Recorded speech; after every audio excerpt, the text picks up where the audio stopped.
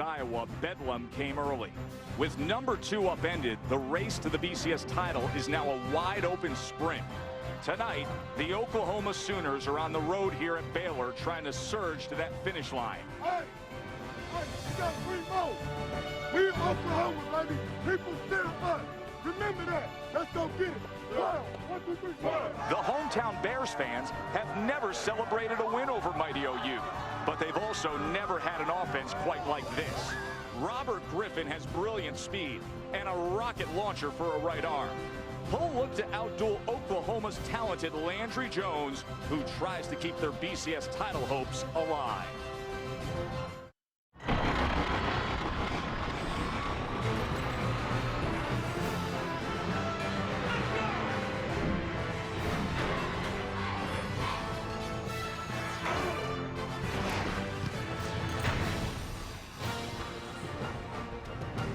Welcome to ABC Saturday Night Football, presented by Southwest Airlines. Coming to you from Floyd Casey Stadium here in Waco. For 62 years, it's been the home of the Baylor Bears, and over the course of that time, there have been few games with more on the line this late in the season. Number 5, Oklahoma faces the offensive-minded, 22nd ranked Baylor Bears. BCS standings are brought to you by Vizio. Of course, Oklahoma State had the clear path up until their upset loss to Iowa State last night. The great debate begins. Which one-loss team can make the strongest argument to play for the title? The Sooners have to get past Baylor just to stay in that conversation. And good evening to you, everybody. I'm Joe Tessitore, joined by Matt Millen, and we will say hello to Aaron Andrews in moments. Oklahoma is dealing with injuries. Dominic Whaley, the starting running back, is out for the season. Ryan Broyles, the star receiver, is out for the season. But Matt, you brought up an interesting point, and you said, Joe, it's not about who's going to step up. It's about the whole team coming together. Yeah, that's exactly what it is, because the coaches can put a game plan together, and they can put people in spots, Joe, but they really don't know until it's game time. So who's going to step up? Well, they know what they can put in those positions, but one guy they do know that has stepped up all season long, and that has been Landry Jones. Landry Jones has been on fire. Why? Well, first, he's very accurate. The ball is exactly where it's supposed to be. Tight coverage, small windows, he puts it right there. One of the reasons he does it so well is he anticipates things.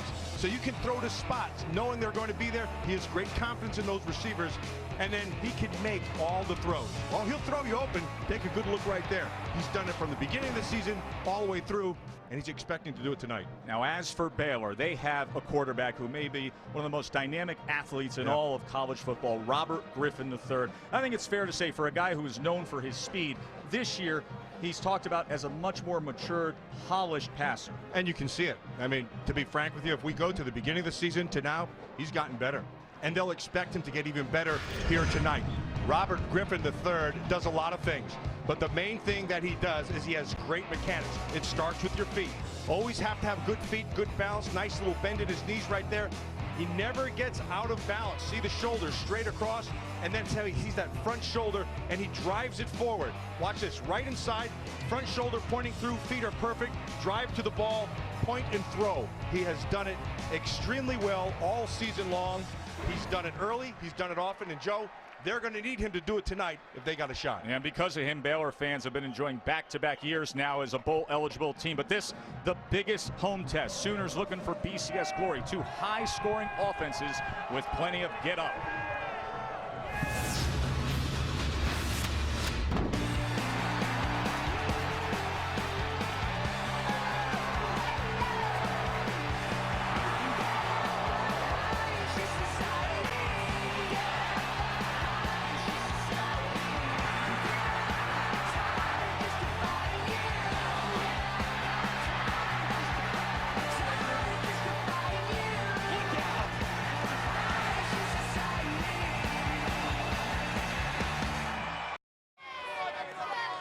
Here in Waco, or the day after that seismic shift to the BCS standings, Oklahoma State was upset by Iowa State, and that greatly affects Oklahoma's chances.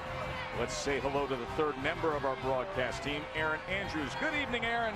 Good evening, Tess. And you know what? It's guys like you that Bob Stoops is warning his team about, actually. He said, After Oklahoma State lost, he gathered up his guys and he said, don't listen to all the analysts, all the broadcasters out there. We are still very much in this thing. We have 3 games left. You never know the way this thing is going to shake out, and it's up to us just to concentrate at the task at hand. He's been very candid with his team. He was candid with them this week. We could be a one-loss team playing for this thing. So don't worry about what anyone's saying. Just focus on yourself. You never know what's going to happen, Tess. Yeah, we found that out last night, Aaron, as Robert Griffin III will get his first chance. Baylor receives here as OU won the toss and deferred.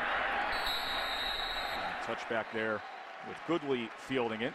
So out comes Robert Griffin III. Had season-ending knee surgery in '09, came back, was sensational. In fact, last week showed what he can do late after kind of lingering through 3 quarters. Matt came alive to spark a 4th quarter comeback at Kansas, forcing overtime and then the win.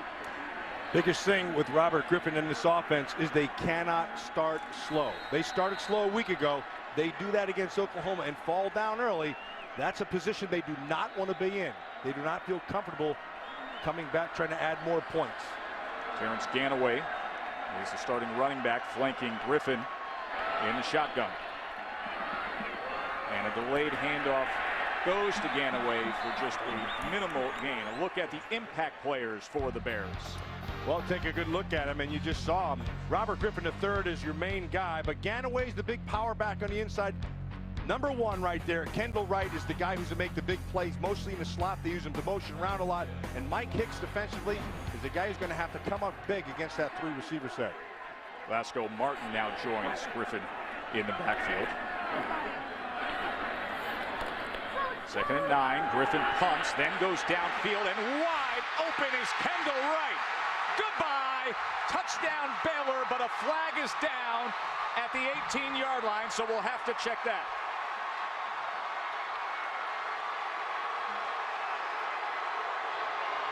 This one's going to come back, Joe, but they set this one up perfectly. And it wasn't just on the second play, it was set up in the first play. Holding. Offense, number 68. 10-yard penalty. 2nd down. Mark Riles fired up. His 4th year as head coach. 68's a big left tackle, Cyril Richardson, right here. Take a good look at him. He just gets his hands up. They're seeing something right there.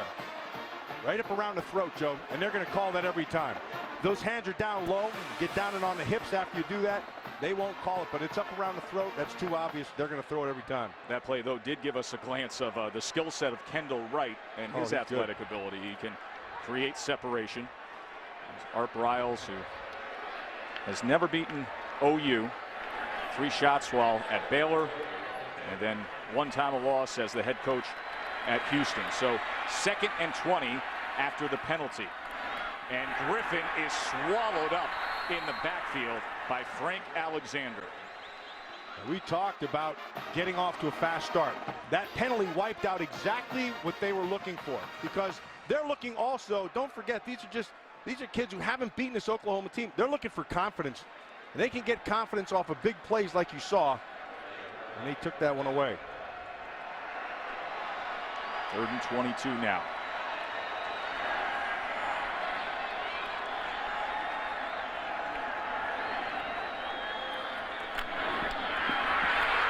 Griffin under pressure, and it is caught at the 20. Obviously, it'll be well short of the 1st down. Terrence Williams was the receiver there. And a flag comes in late. I think Corey Nelson was pressuring Robert Griffin. I think he took a pretty good shot. Personal foul. Roughing the passer. Defense, number 7. 15-yard penalty from the end of the run. Automatic. 1st down. That was Corey Nelson, who came in against the junior quarterback. Well, they come with the blitz, and it's Corey Nelson. When he's in, you have to be aware of him. They're just going to bring him right around inside. Well done up front by the defensive front of the Oklahoma Sooners. They're going to open this, and here it comes, right down the middle. They called him because he went too high, jumped up in his face. But I want you to watch the other part of it. There's the hit. But RG3 stood right in there and delivered that ball perfectly. Oh, he's a gutsy kid. And we get some motion.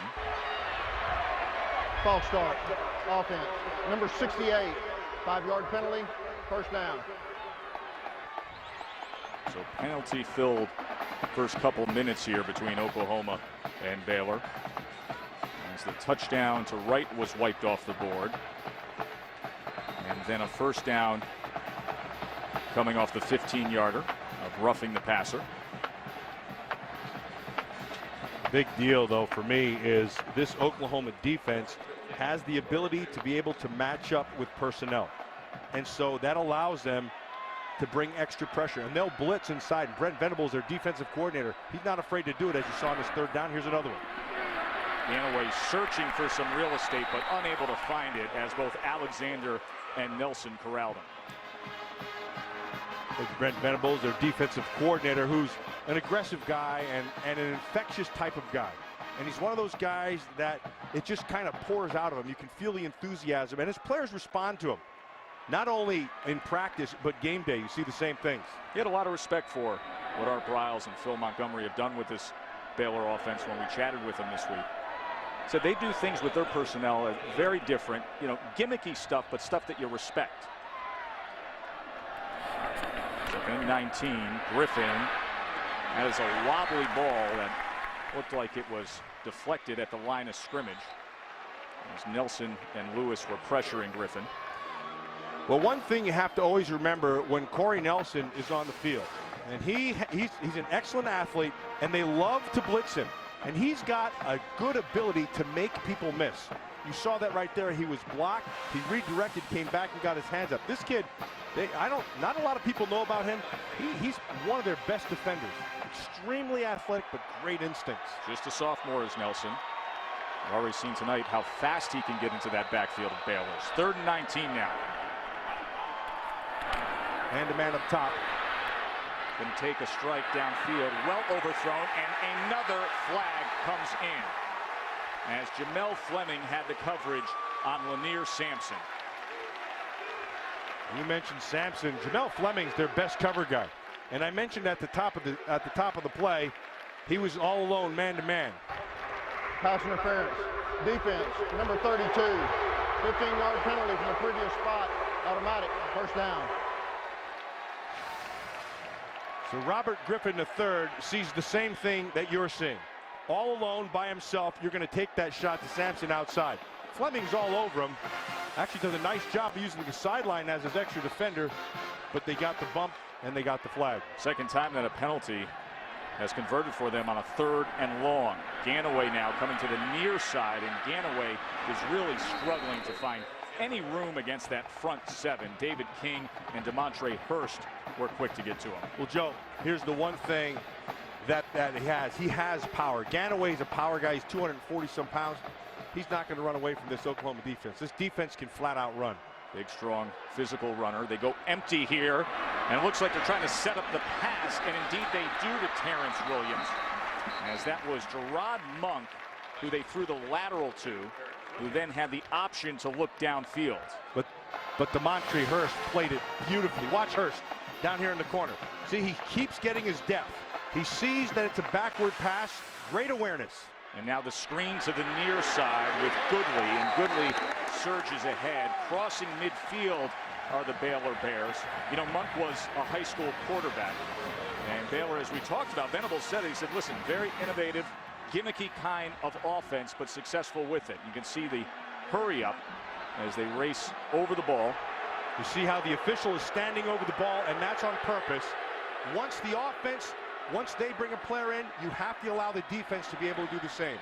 This is Salubi now, and he tries to get the edge and makes a move back to the inside. As Salubi is able to get it to the 33-yard line before he is forced out by Travis Lewis.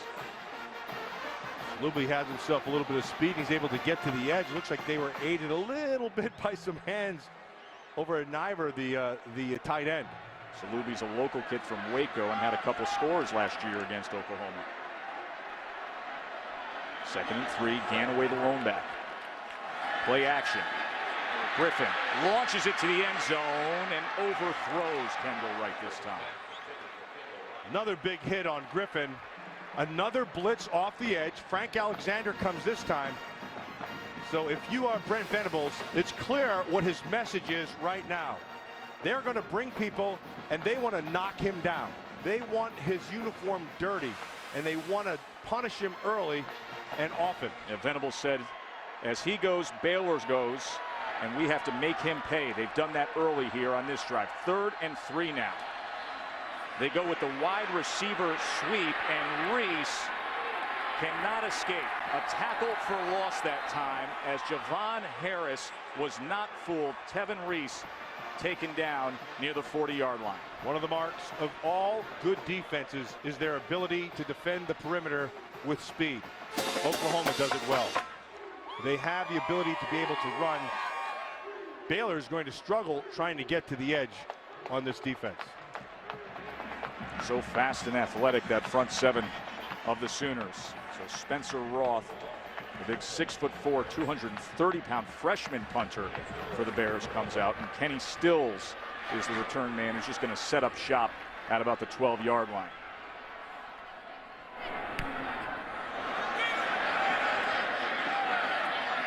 And a fair catch at the 16. So the Bears cross midfield, couldn't come up with a score. Landry Jones on deck when we return.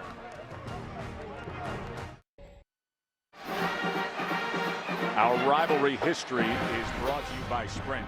Baylor has never beaten Oklahoma. 0 for 20. OU is the only Big 12 team Baylor has never defeated. You see that average margin of victory? Not many close games. So Landry Jones to pass on Oklahoma's first play of the game, and he completes it to Jazz Reynolds, a sophomore who may be one of those guys who looks to step up with the absence of Ryan Broyles. He's got it. His whole thing is just be consistent because he has big plays in him. Roy Finch, and he scoots out to the 26-yard line. Look at the impact players, Matt. Well, we talked about Oklahoma. It all starts this offense with Landry Jones, like you talked about. But Roy Finch is a guy who can get in space and make some plays. Kenny Stills, that's a guy who has big play speed, can get down the field. And we already saw Frank Alexander getting pressure. He's the guy who gives them consistent pressure on the quarterback. There is Stills. He's gone over 100 yards in 3 games this year. Kenny Stills has legitimate blow the top off the coverage speed. He can get past you. Well, we talk so much about Ryan Broyles. Kenny Stills, actually, his freshman year, a year ago, he broke all of Ryan Broyles' freshman receiving records. And Broyles is, the all-time greatest statistical receiver in NCAA history. And it is a first down after that run by Roy Finch. And Ryan Broyles meant so much to this team on a lot of different fronts, and a lot to these young receivers, in teaching them how to practice, how to play the game, how to run your routes, how to prepare, all those type of things. They've all benefited from Broyles. And he's still doing it. He's helping coach up the receivers during practice. He's out with a torn ACL that was suffered in their last game against Texas A&M. Jones now quickly over the middle. It was batted away, and Elliott Coffey got his hand up in the way of that passing lane. Elliott Coffey, son of Ken Coffey, the old Washington Redskin, he wasn't DB. They moved him into linebacker. Had a heck of a game a week ago. All over the field, had a bunch of tackles. Had a couple interceptions against Kansas as well. Was Big 12 Defensive Player of the Week. 2nd and 10 now for Jones. And wide open that time is Reynolds. And look at Reynolds go, crossing midfield inside the 45 before he was finally taken down by Sam Hall. The whole key to this is, first of all, he has the time to throw. And then you just sit down. And that's one of those things that Ryan Broyles is teaching the young receiver. Sitting down in the holes in his own. 30-yard reception. Now Stills fights ahead to the 42-yard line where he was tackled by Mike Hicks. We talk about Oklahoma. We talk about the players. And that's one part of defending them. The other part, Joe, is defending the pace. And they will give you a bunch of different pace. Now, that's something I want to talk to you more about, Matt, because there's a difference between defending tempo or pace compared to defending a scheme. Oh, it's not even close. 2nd and 8 now. Jones looks to the far side, and he finds Reynolds again. So we're starting to see how Reynolds can be that guy who does step up. And they're on the same page. And when you're defending pace, you have got to be defensively disciplined. You need to be well conditioned because they're going to wear you out. And then along with that, you have to have depth. And here's right. Well, look at this. They're right up and ready to go. Great All example those things of that come in. pace. And coming up and making a fine defensive play that time was Ahmad Dixon. And so if you're Phil Bennett, the defensive coordinator for the Baylor Bears, the main thing you have to be able to do is get everybody lined up properly. That's the first thing. A lot of times when they go quick pace, you have guys not knowing what to do. They're standing around, and then they take advantage of it.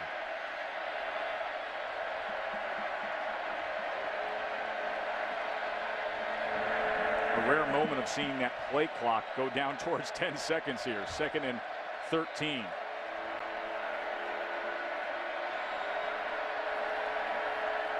Little pressure up the middle, and Jones just throws it off out of bounds. So it'll bring up a 3rd and 13. That was Rodney Chadwick who came untouched.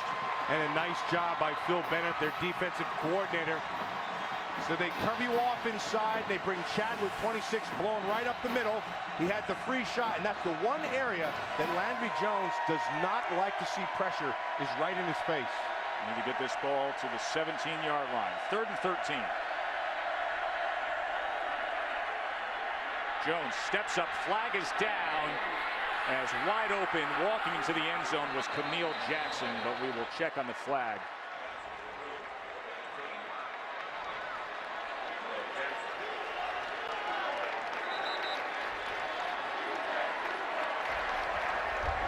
Personal foul. Chop block. Number 22, offense. 15-yard penalty. 3rd down. That was Roy Finch to help out in pass protection. Yeah, once a man is engaged, you can't, from the second level, you can't get him. You're going to watch Roy Finch. He's engaged inside. I'll see there's 2. He started it first. But Eichert, the center, he comes across, and they get it. So with that, the ball is moved back and placed all the way at the 44, making for a 3rd and 28.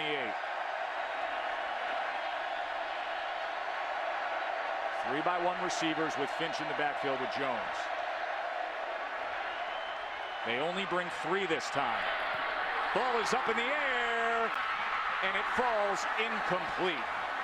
As Camille Jackson, the Oklahoma receiver, was in the middle of all those Baylor defensive backs. And Mike Hicks was the one that got in the mix to cause this deflection. Well, Joe, you mentioned it. You see, there's only 3 rushers, and they actually had decent pressure, which means there are 8 guys against 5 down the field. And so you can they try to flood the zone and take advantage of it, but you have enough men defensively to be able to fill the voids.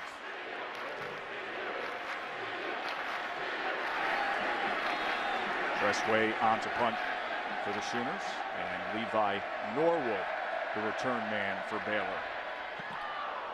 Left-footed boot by Tressway, and that sails out of the end zone. Scoreless here in Waco between number 5 and number 22. Stay with us. Saturday Night Football on ABC, presented by Southwest Airlines. Find our fares online only at southwest.com. The Home Depot. More saving, more doing. That's the power of the Home Depot. And Chevrolet and their award-winning cars, trucks, and crossovers. No score here at Floyd Casey Stadium in Waco, Texas. Oklahoma in the top 5 of the BCS standings for a record 48th time. You can see one of the things that Oklahoma wanted to do was get hits on Robert Griffin early, and they were able to do it in that first series of play. They knocked him down a bunch of times. And so if you now are Baylor, there's one thing that they have in their back pocket, and it's on the bottom of his feet, his shoes. That guy start using his feet, start taking off and run. That messes up all your defensive scheme. Blazing speed with Robert Griffin III. Frank Alexander, a big part of that pass rush for Oklahoma.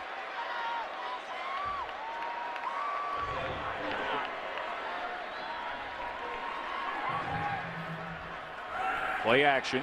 Griffin, pressure again, and taken down by Alexander. Let's check in with Aaron Andrews. EA? Well, guys, you're talking about this pressure that the Sooners are getting on RG3. Guess what the 2 words are that Art Briles is screaming to his team right now, particularly his O-line?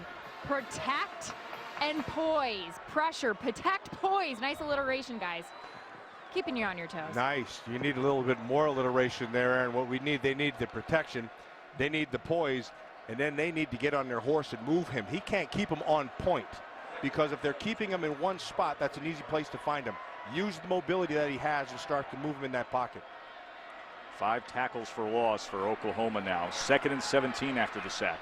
And that is incomplete as he threw it to the outside looking for Levi Norwood. We've talked about Baylor offensively, and they'd like to be able to establish a run game. I think Oklahoma established early that you're not going to be able to get outside. You're not going to make a living running inside. This offensive line of Baylor is not a real power group. It's going to fall back on the shoulders of Robert Griffin, and they knew that coming into it. As it has so many times Exactly. in the course of the last 2 years. Number 2 in the nation in total offense. 3rd and 17.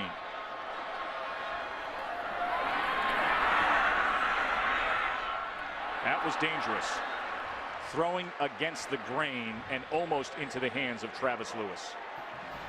He's starting to feel pressure off that left side. That's Frank Alexander. Alexander, now he's getting blocked up this time by Cyril Richardson, but he feels it and he starts to move. And you're right, throwing back across, that should have been a pick.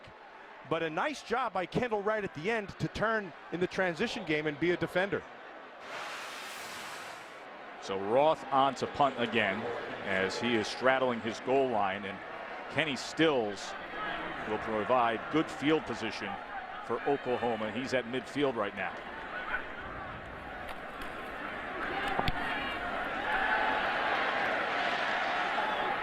Stills from the 44.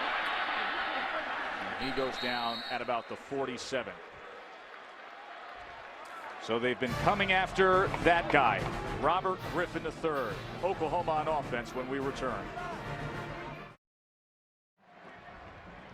How about we tell you what's coming up on ESPN's Monday Night Football this week? You got Tom Brady and the AFC East leading New England Patriots hosting the Kansas City Chiefs. Chiefs Patriots, ESPN's Monday Night Football, 8:30 Eastern, and coverage begins at 7 Eastern with Monday Night Countdown served by Applebee's. Landry Jones and that Oklahoma offense. Seen the fast pace plenty so far, but we haven't seen a score. And this is James Hanna, his tight end, tiptoeing the sideline. Oklahoma has a lot of different ways to beat you. They can beat you with the wide receivers. They can beat you when you're locked up in man coverage, like you had right there with Hanna, the tight end. Hanna can go. He had a 76-yarder against Oak State last year. Here's Roy Finch, and nothing doing that time as KJ Morton came up from that corner spot.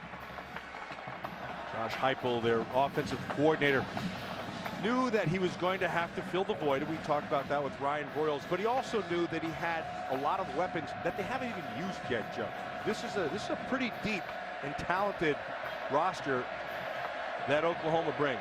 Already seen Jazz Reynolds, number 16 there. And now Finch coming out of the backfield. They swing it to Finch, and he scoots out just short of the 30. It was Ahmad Dixon who gave a little extra. Oklahoma's offense, #1 in protecting Mr. Jones. 0.44 of sacks allowed. 3rd and 8 to the far side, and Reynolds, did he juggle that? He juggled it. So incomplete, as he could not secure the ball before going out of bounds. This is the inconsistency part that we've talked about with Jazz Reynolds. He's got big hands. You just got to lock that thing down right away. These things are the size of dinner plates, Matt. Yeah, they really are, Giuseppe. But he needed to hold on. That's Michael good call. Honeycutt will come on to attempt a 47-yarder. He does have a career long of 53. Redshirt freshman has started the last 6 games and has done very well.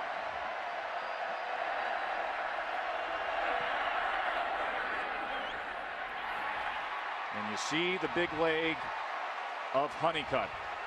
So Oklahoma gets on the board first. 3-zip Sooners. Joe Tessitore, Matt Millen, Aaron Andrews with you in Waco. 3-zip Sooners. Antoine Goodley on the return now. And Goodley taken down at the 24. Gives us a chance to check in with Robert Flores in the studio. All right, Joe, Taco Bell studio update. 1 week after beating Stanford, Oregon now trailing early to USC. Right after the Ducks fumbled, Matt Barkley up top to Marquise Lee. And USC is leading the Oregon Ducks right now 7-0. LSU all over Ole Miss 35-3 at the half. Joe and Matt. Thanks, Robert. That Marquise Lee, the young wide receiver at USC, is going to be something special. You know, Robert Woods not 100% this week, Matt, but Marquise Lee, very talented. Not a bad guy they have thrown it to him either. Barkley, tremendous pro prospect. And right here, Robert Griffin is able to connect with Kendall Wright. You're speaking about receivers. Kendall Wright is a guy I think who kind of flies under the radar. He's got really good short area quickness. He can run extremely well. That's a good football player. And now they go with the screen to Reese, and Reese has it for a first down. And you talk about Kendall Wright. Bob Stoops said, heck, we recruited this guy hard. We wanted him. Oklahoma was in the hunt for him. And it's easy to see why. I mean, he's a thick guy, got some run after the catch skills. He's just a talented player. First down at the 36 for Baylor. Wright, a semifinalist for the Bolitnikoff Award. So finally getting some respect nationally.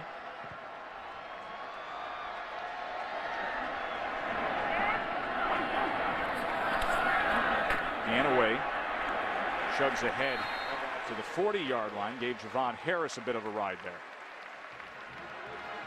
Brent Venables keeps on bringing pressure. Now, it had a run blitz right inside. They caught him, ran right into it.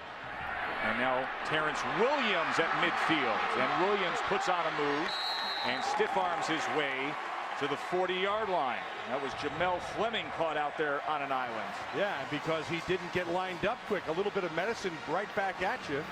What the Oklahoma offense does, they're doing the same thing now. How about this tempo? Quick handoff this time. Should have been a flag. Not everybody was set, Matt. And Oklahoma didn't get off the field in time, and they were on the Baylor side. And the penalty does come in late.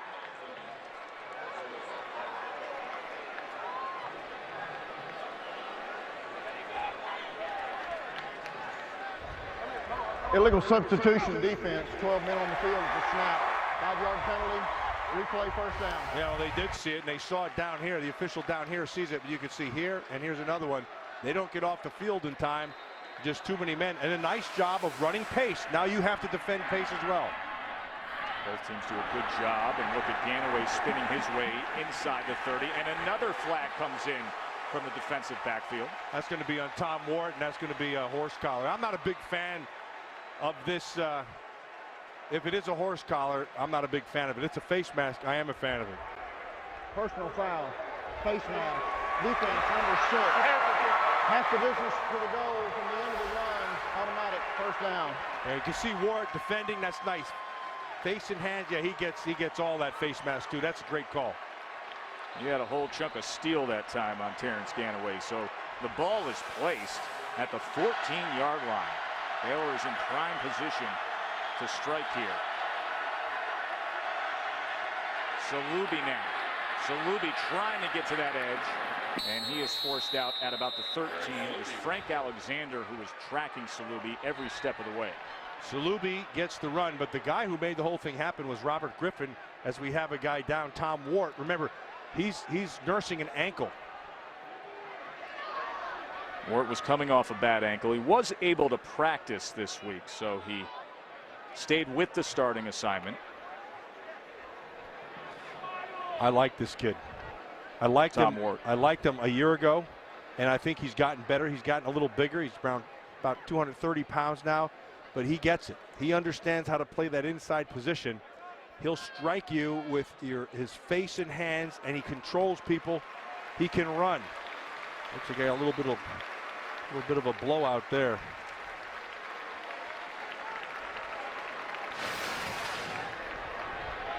Number 21 coming off the edge down here. You can see him. He's got to redirect. And what really got him was Robert Griffin and his ability to read that mesh point.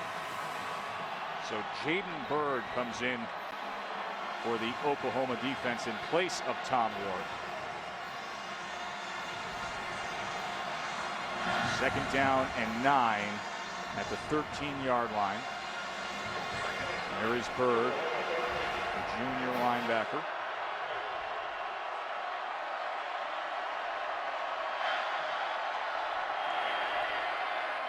Design quarterback run with Griffin III. And not much running room at all, only able to get to the 11-yard line. Interestingly, when he runs, he has better runner's patience than he does thrower's patience. Because his ability to take off and run when he's in the pocket to throw, he'll pull it down a little quicker because he has the ability to take off. But when he's a runner, he has excellent runner's patience. Such confidence in his ability to accelerate. Kendall right now in the backfield with Griffin as we had all kinds of motion. False start, offense, number 71, 5-yard penalty, third down.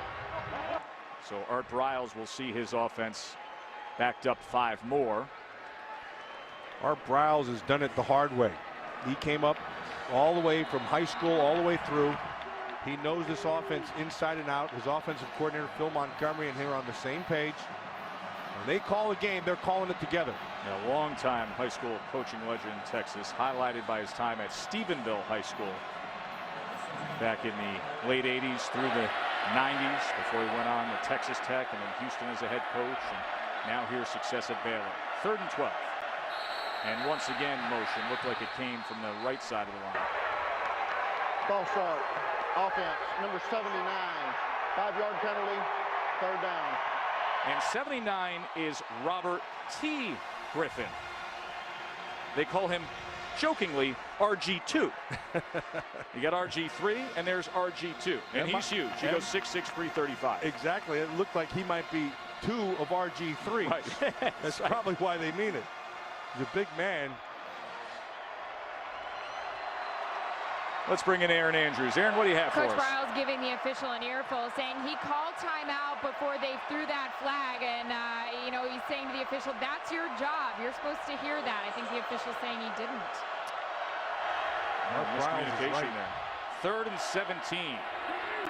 And Griffin, not much room at all, taken down at the 17-yard line by Jaden Bird and David King. When push comes to shove, they're going to trust the guy who's probably the best runner, and that's their quarterback. Look, they're going to take the 3 points, and they're going to tie this thing up. Aaron Jones on for the 34-yard attempt. He's been struggling a bit with his accuracy. Just 5 of 11 this year.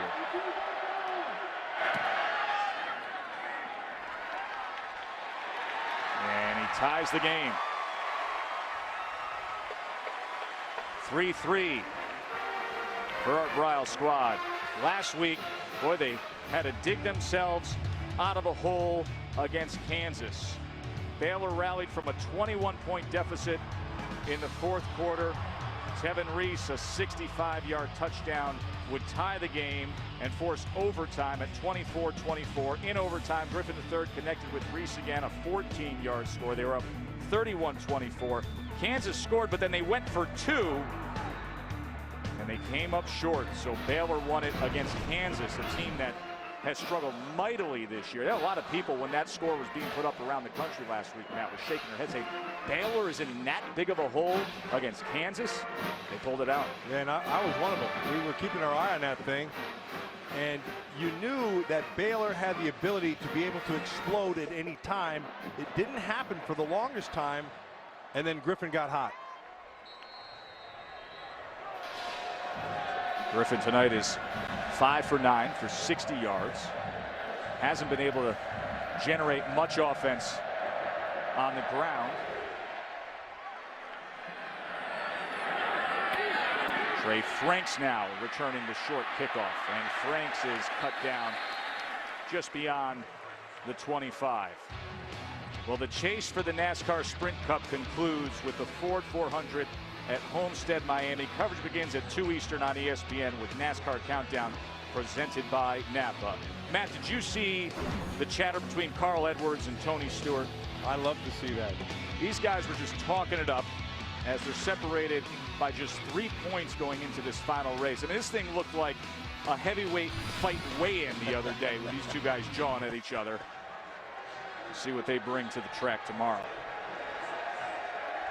Brandon Williams now the featured lone back in the offense. Jones avoids the pressure, steps up, and then that ball is batted away by Mike Hicks. We talked about Mike Hicks at the stop as one of our one of our impact players. You got to be impressed right now. Jean-Baptiste gets a little pressure inside, but Phil Bennett, he's been mixing up his stuff. He's brought pressure. He's gone a little bit more man. I had not seen that a lot. I went back even to last year's tape to watch it. He's mixing things up on Landry Jones. Of course, Bennett, a well-traveled, long-time defensive guru. 2nd and 10 now. Over the middle, and that is incomplete. And it was good, hard defense by Sam Hall to come in against James Hanna. Good anticipation. That time they dial up just a pure zone. Hall's going to be sitting back, and you are watching the quarterback's eyes. And when he eyeballs it and sees it, there's Phil right there. You think Bennett's working up a sweat tonight, Matt? That's the way he is. Jones looks over the sideline. 3rd and 10. The crowd ready to roar in support of this defense. They only bring 3. Jones takes a strike, and it's right on the hands of Kenny Stills for a first down. Remember, we said he could make all the throws, and he's accurate. And here's the perfect example. This is a small, tight window. Got to be right there. Stills finds the opening. Jones finds Stills. 26-yard reception on that 3rd down.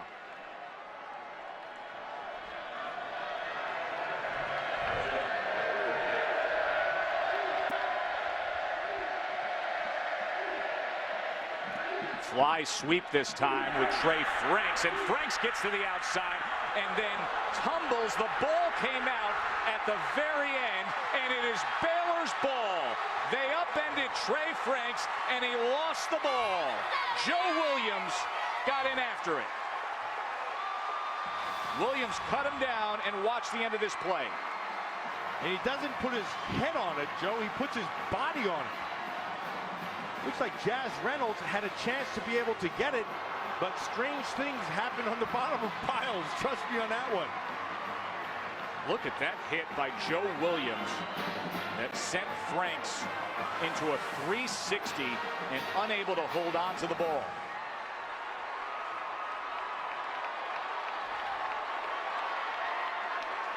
You play for turnovers. You can't game plan them. And when the opportunity is there, you got to get on top of it. Baylor did. Delayed handoff now by Ganaway, and he's going to lose a bit of yardage.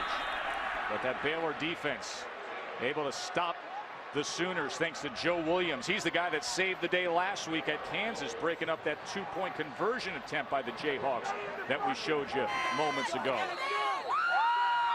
He put on that big hit against Trey Franks. 3-3 game here between number 5 and number 22.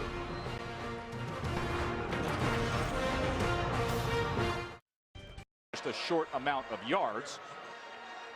That was Ronell Lewis, who came all the way around to find Robert Griffin III. Makes for a 2nd and 6.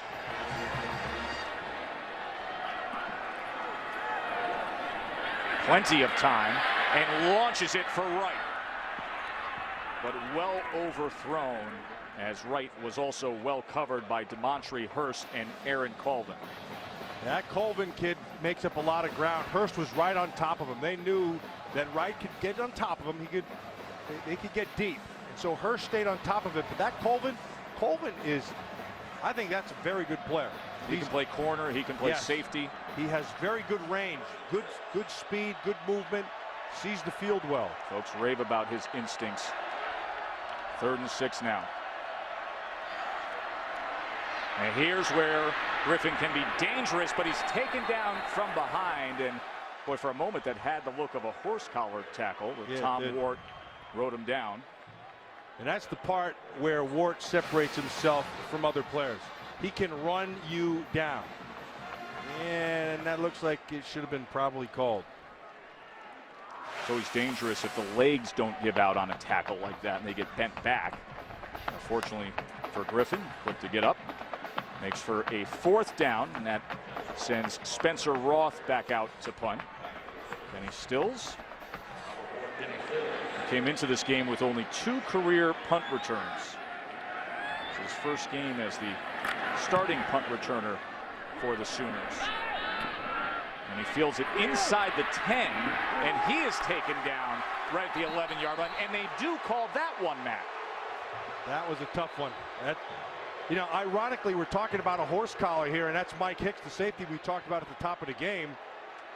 The guy who that whole rule came from was at Oklahoma, Roy Williams, the safety. Personal foul, horse collar tackle, number 17. 15-yard penalty, 1st down. Take a break. 3-3. A look at that 15-yarder on Hicks.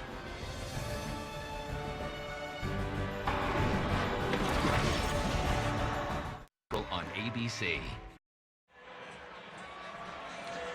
Time for tonight's Aflac trivia question. Thank you, Duck. Oklahoma 20-0 all-time versus Baylor. We told you about that mighty mark. Who are the other 2 BCS AQ schools, Matt, with a perfect record against a current conference opponent? So there's 2 other schools out there that have the perfect mark against conference opponents as well. First down for the Sooners. And Finch tries to spin free, but is taken down at the line of scrimmage.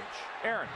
Hey, Taz, after Trey Franks was upended and Baylor was able to recover that ball, I'm not going to say the Sooners' offense was tight, but I will tell you that all the coaches were yelling a lot of fundamentals to them, like hustle, get to the ball, protect the ball. Even Bob Stoops came over to say, come on, guys, fight. I need you to be competitive.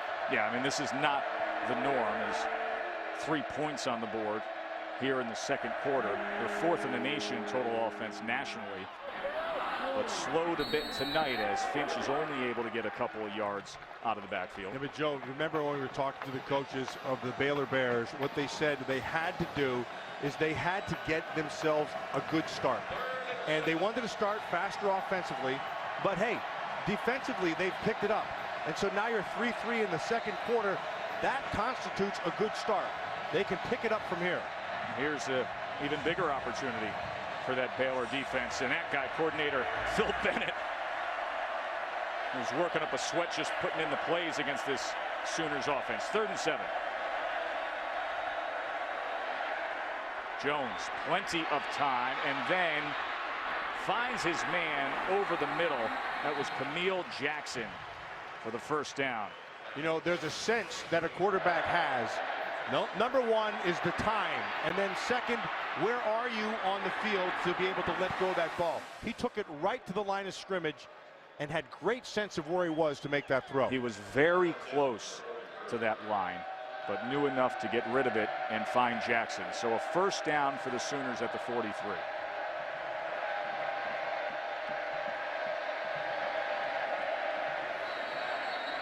And the whistle comes in. Looked like motion there.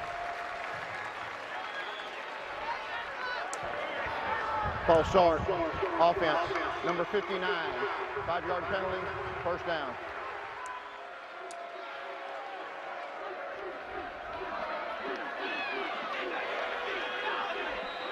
Six penalties for 69 yards tonight against Oklahoma.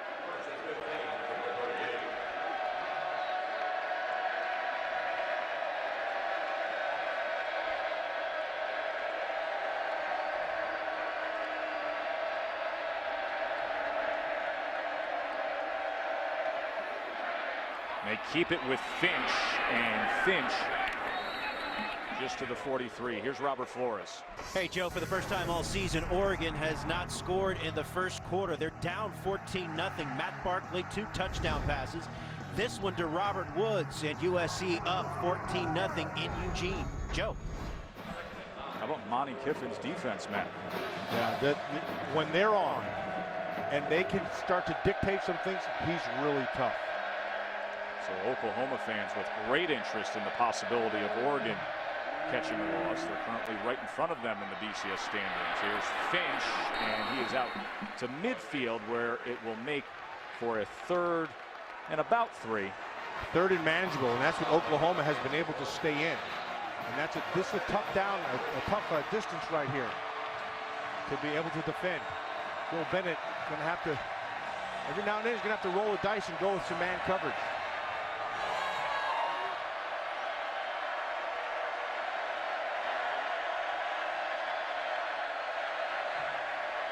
To pass on 3rd down.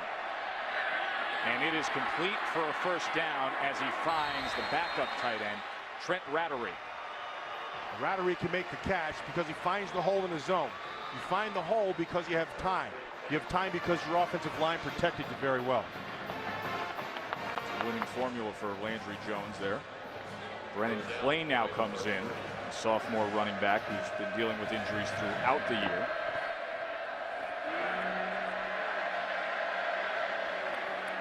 And Clay gets the call, and he is met right away by Ahmad Dixon. And it was Dixon who had that fumble recovery earlier for Baylor.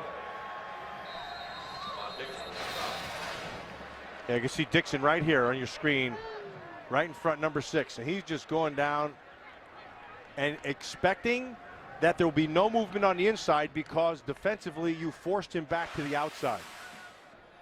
And K'Ron Johnson is down for the Bears. Here he's their most explosive defensive lineman. Guy who actually played offense, was a fullback at one point in his career.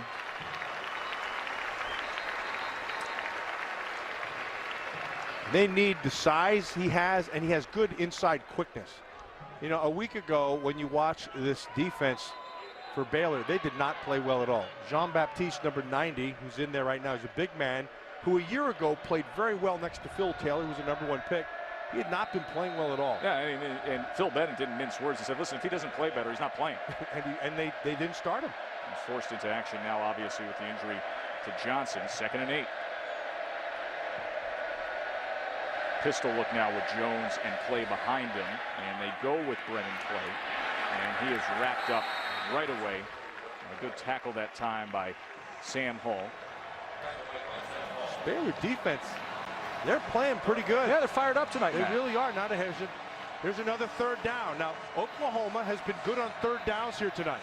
Baylor has to win this now. They've got to get off the field right here.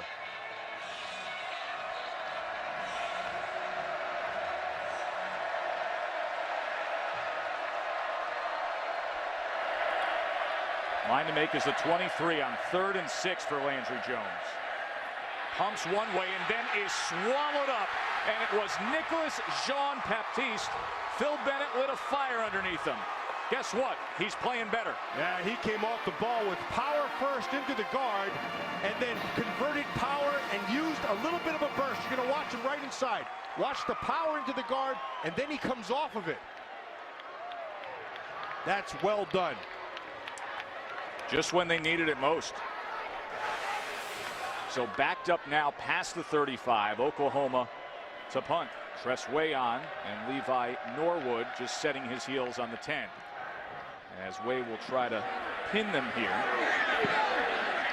And it does take a Sooners bounce, and then he decides to field it. Very dangerous, just picking that out of midair. Fortunately for Baylor, he's able to secure that ball. More when we return.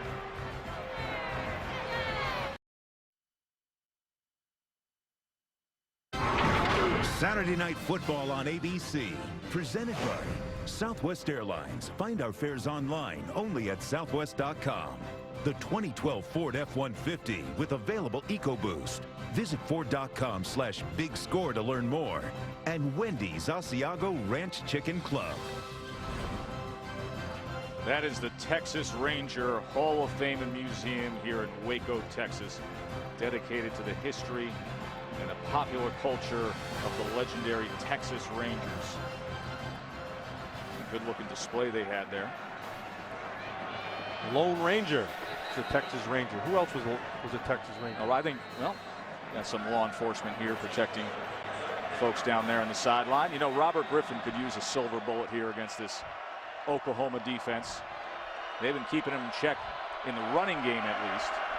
And now they bring pressure, and it's a quick strike this time to Kendall Wright. He has a blocker out in front, past midfield, and there goes Kendall Wright, still on his feet, all the way inside the 30. Big play by Kendall Wright. Yes, that's half of it. The other half is Robert Griffin. This is an outstanding job by Griffin. He saw everything coming, and then he got a nice block by Sampson, number 3, down the field. And Wright shows not only his speed, but his strength as a runner. You see how fast Kendall Wright is. And Oklahoma now dealing with an injury and a key member of their defensive front. That is Ronell Lewis. He's a guy who's just a physical freak of a defensive end, has the speed to chase anyone down. He's 5.5 sacks on the year. The medical staff is tending to Lewis. We will take a break. 3-3 game with Baylor on the move.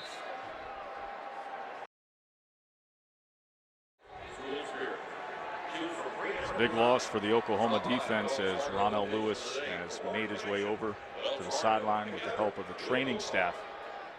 You look at the numbers and how productive he has been. That came in the midst of Kendall Wright's 55-yard reception as he set Baylor's season receiving record. 1,149 yards for the senior Kendall Wright.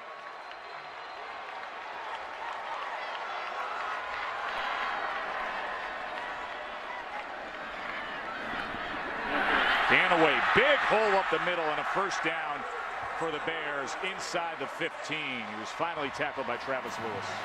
They're going to motion out. You're going to see them widen. That means they're in man coverage. And then Ganaway it takes advantage of the nice block on the inside. Here's Ganaway again, straight up the middle and into the end zone. Touchdown, Baylor.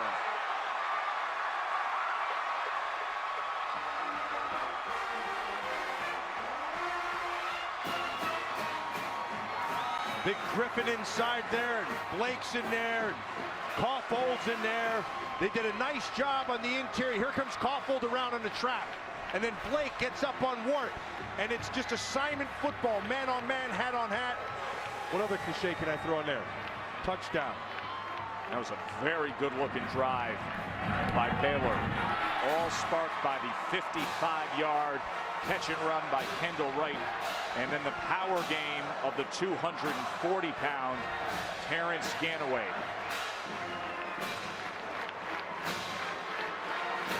Let's look at the Southwest Airline playbook. And it was that sprint down the near sideline by Kendall Wright. You know, it's going to be man-to-man outside. And so they're going to bring, you can see they're going to bring 5 guys down inside here. They go 3. It looks like it's going to be 3-on-3 up top. Here comes your 6, actually. And right here is the key. He has got to jump the coverage early. They come to pressure. And a great decision by Griffin. And because he's dropping down on that, you missed the tackle on the angle. You have to be right on your angle. And then Wright takes it the rest of the way. Matt, we spent so much time talking about this Baylor offense and how they have ability to quick strike. That was the 15th scoring drive under a minute this season. They do that well, and really what it is, it's a little bit of medicine right back to Oklahoma because they're the same type, and that's what they're going to have right now on this set of downs.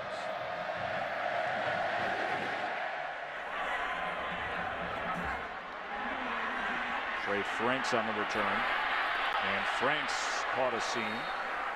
He's able to get it past the 25. Tomorrow night on ABC, don't miss the American Music Awards, the one place to see all your favorite artists with performances by Katy Perry and Jennifer Lopez. It's music's biggest nights, the American Music Awards, live tomorrow night at 8, 7 Central on ABC.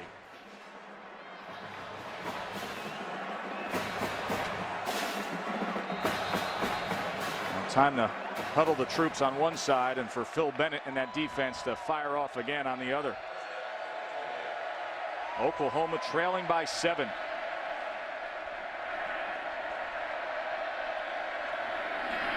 Finch, good block out in front and untouched until he was already past the 10-yard mark and finally ridden down by Sam Hall. Two things when you're running outside. One, you have to gain the edge, which they do right there with Eichert. Nice block. And then two, it has to be defended. Well, they didn't do a very good job of it. They were able to get to the edge. Stevenson, the left tackle, did a nice job coming down. They pulled inside out and were able to capture that edge. Stevenson was so far downfield, he was looking for somebody to find it. He was trying to find somebody to block. First down, play action now for Jones. And he gets it complete for an 8-yard gain to Jazz Reynolds. Well, I really like what I see out of Jazz Reynolds. Yeah, I just think there's a sky's the limit for this kid. You're just looking for a little bit more consistency. You know, when he can do it, he has good hands, but he doesn't always pluck the ball, as we saw on the sidelines. Once he starts doing that consistently, he'll be there. Young man who really matured this past year. He was suspended last year before the Texas game for some immature comments on Twitter. Here's Finch, and Finch with a really good-looking juke move. As Sam Hall came up empty with the missed tackles, Finch picks up the first down. They've had a lot of great running backs here at Oklahoma, and all the great ones have been able to do what Roy Finch just did right there. I think back to Greg Pruitt and Joe Washington, guys like that. He has a little bit of Joe Washington. I say it every time we have them. But that little bit right in there where you can just do that jump cut, he's got it.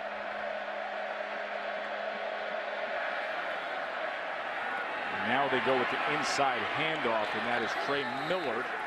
Millard goes 249, plays the fullback position, but they'll give him the ball and give him touches in spots like that. He was one of the players they were most excited about in the 2010 recruiting class. Yeah, he's a 250-pound guy. He's got good speed. He can make you miss. He can be a tight end if you want him to be. He's a fullback if you need him to be. You can hand him the ball deep in the backfield. Very versatile. 61-yard touchdown run against K-State. He can motor.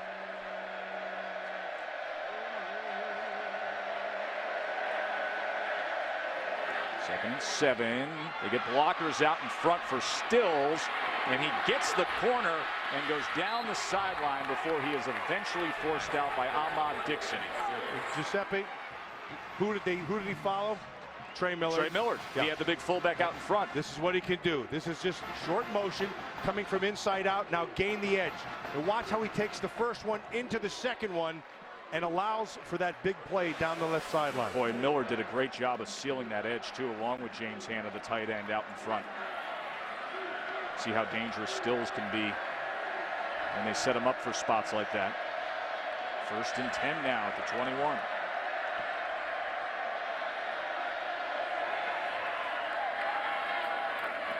Oh, that was a misconnection. They were coming with the fly sweep, and it was supposed to be the inside handoff to Finch, but instead Jones had to keep it himself. This is where they have not necessarily been very good in this red zone area. You can see here comes the sweep. They're going to fake that, and then Finch is supposed to get it.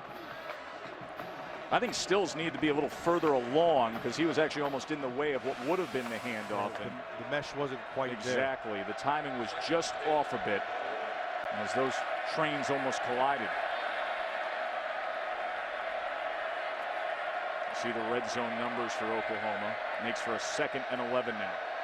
Pressure off the edge from Baylor, and what a play that time by Ahmad Dixon. He came in, took a couple steps, went airborne, and just rejected that effort. You're going to watch number 6. He's right out here. Dixon's going to come, and here's the great presence to be able to get up and time it perfectly, Joe. That's a big-time play by Dixon. And a big third down here. 3rd and 11. Crowd knows it. Getting loud here in Waco.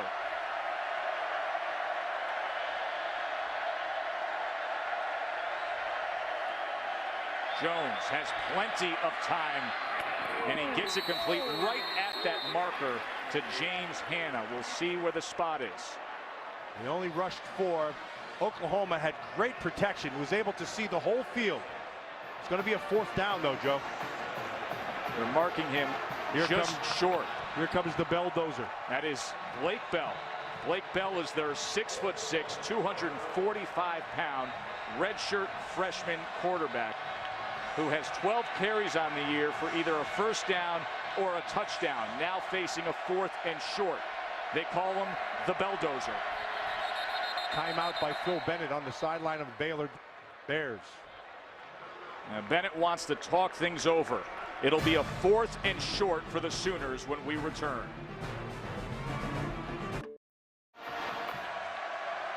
$245-pound quarterback Blake Bell. He has his own package. They call it the Belldozer, and he's in here on 4th and short to try to convert for the Sooners.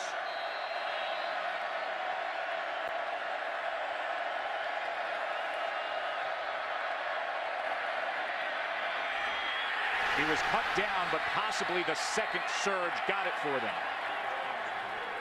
It was Johnson, K'Ron Johnson, who initially came through, but Bell's second effort will be marked ahead of that. This is going to be close.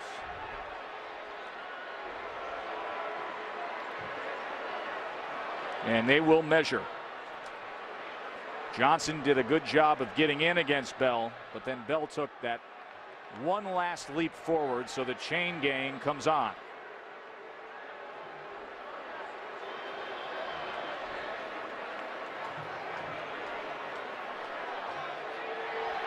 First down, Oklahoma.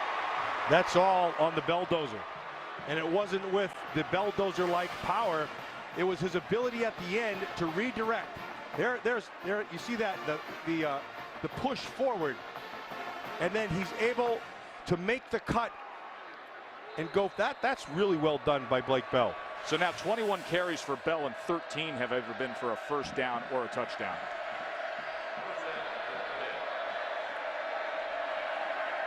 So a first down just outside the 10, so it's not first and goal. Here's Finch inside the 5.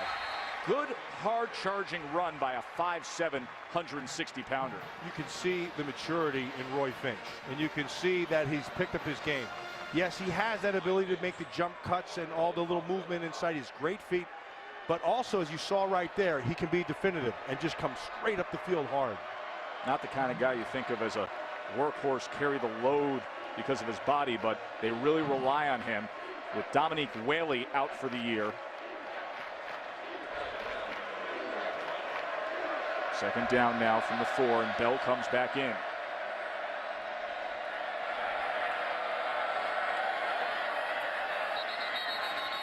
that time he was looking to give to Millard, but a timeout was called.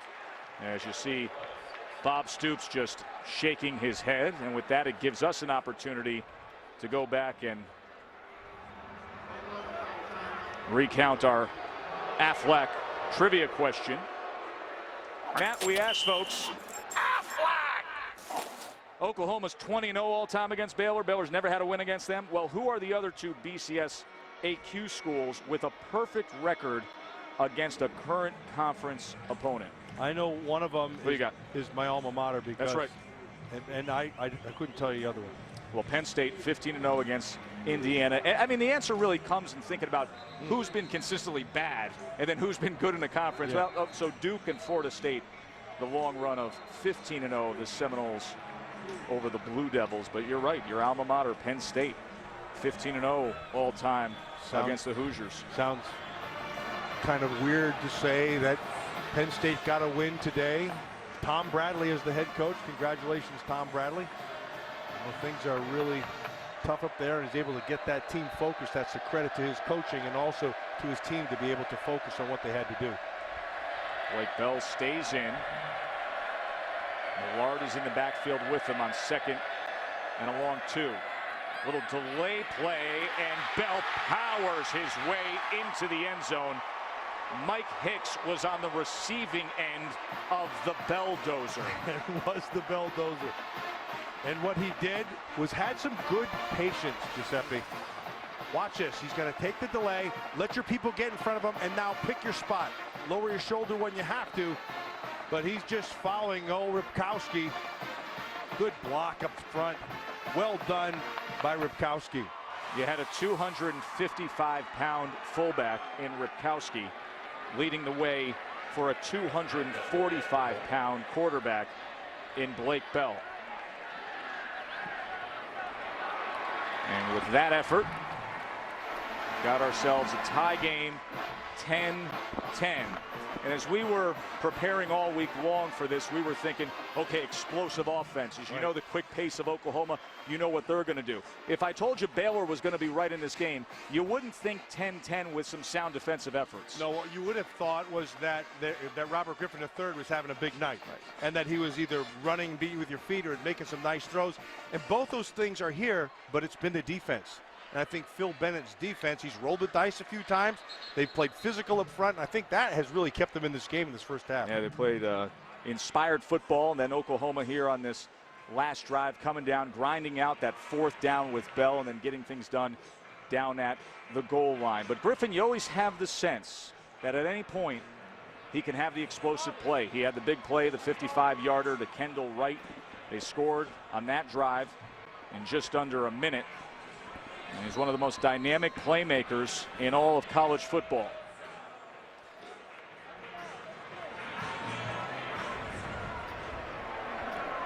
Oklahoma, number 5 in the country, trying to stay alive for position in the BCS title game. This is a short kick that's fielded by Goodley, and he dives ahead, crossing the 30. Well, that last drive, Joe, it was all about Robert Griffin to start. Kendall Wright with the big play, gets a little help from his friend down the field. But that was the big one at 55 yards. And then the running game, Gadaway just powered up inside for a big first down and then finished it off. So big play and then quick strike with the inside power game worked for them the last time. See what they come back with. And Matt, I think you'd agree that one of the best things they could do in terms of keeping the pressure off RG3 is that power running game with Ganaway. Which didn't exist at the start of this game. They couldn't run a lick. But back to business is Griffin. He's going to launch it downfield looking for Reese, and he's wide open. What did we say about quick strike? How about that?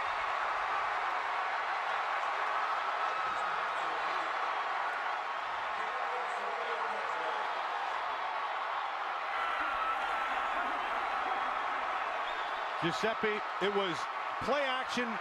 That's part of it. But the route that was run was just beautiful. It doesn't get much better than that. 69-yard touchdown reception to Tevin Reese, and you can see how upset Bob Stoops is as Baylor instantly returns after Oklahoma had just punched it in. Let's just take a nice look at this touchdown on what they do. They're going to go play action, but Tevin Reese uses anticipation defensively against the defense. You're going to watch the play action inside here. Tevin Reese is on the outside, seemingly going to cross. You wait, and then he starts to anticipate him going this way, and then it's back up the field. And what a beautiful throw by Griffin. There's the fake, there's the bite. Now here's the transition. See how the safety is biting down inside, anticipating a crossing route. Well, they use the anticipation against you. That's really, really well done. And Matt, this speaks to what we talked about at the beginning of the night, of the more mature and polished and comfortable quarterback play of Robert Griffin as his career has moved on. Yeah, you can see it. Now, we talked about it at the top of the show. We said you could see it from the beginning of the season to now. He's gotten better, and he has. He brings this place alive. A touchdown lead again. Trey Franks. And Trey Franks with a good return for Oklahoma, fighting his way, still going all the way out to the 45-yard line. Coming up at the half, stay tuned. Enjoying John Anderson, Jesse Palmer, and the Capital One halftime report for all the scores and highlights from today's college football action. It has been a wildly entertaining couple days of college football. Of course, the talk about with what happened last night, Oklahoma State, maybe the upset of the year, losing at Iowa State, USC giving Oregon all they can handle tonight, and Bob Stoops demanding better from Mr. Harris on the sideline, hoping that they can stay alive and be in that argument of the great debate of who's the best one-loss team as we close in on the end of this season. And another flag. Looked like motion up front. Ball start. Offense. Number 69. 5-yard penalty. First down.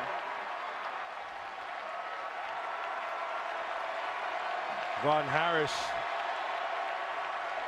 getting a little earful on the sideline. I've been there before. I understand. I know that route.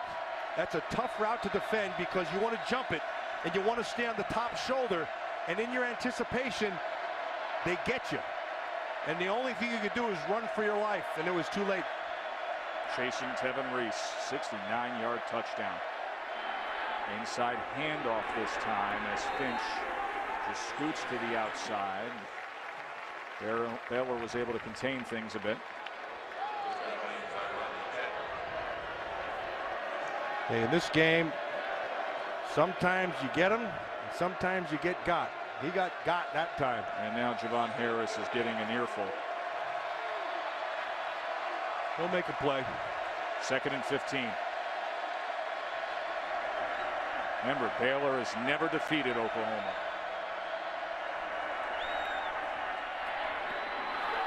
Ball was tipped and then caught and then spinning free as Jackson.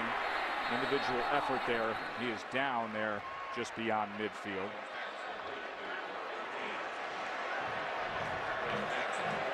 Neil Jackson, one of those guys playing a larger role with the absence of Ryan Broyles, who's out for the year with a torn ACL. The NCAA all-time leader in career receptions is Ryan Broyles. 3rd and 5. Neil Jackson, just another one of those talented freshmen that he's playing on that offense.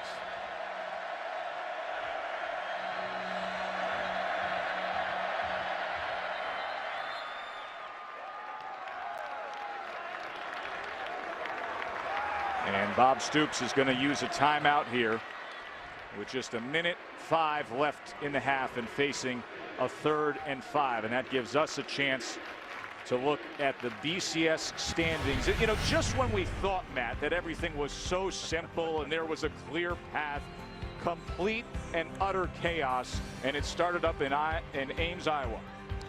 It started in Ames, Iowa last night, and there's still more going on with Oregon right there, trailing 21-7. We have another humdinger going on here with Oklahoma. And Oklahoma, like Aaron Andrews told us at the start when he's talking to Coach Stoops, that look, everything's in front of them. All you have to do is just keep winning. A lot of things can happen. Well, one of the things that can happen is if you don't play well, this Baylor team can put it on you in a hurry like we just saw. Then they have that Iowa State team next week before Bedlam at Oklahoma State on December 3rd. Here's your 3rd and 5. Jones going to try to do it on his own, and he comes up well short that time. It was Elliott Coffey who came up to meet Landry Jones. Coffey ends up making the tackle. The play was made by the secondary, and they're going to go for it here on 4th down. That secondary had excellent coverage and forced them to pull that ball down. See Phil Bennett preparing his defense for 4th down here. Half a minute to go in the half. Play clock running down, game clock running down, and they're giving the look of going for it. But they're just going to let that thing burn and leave 20 seconds and use a timeout.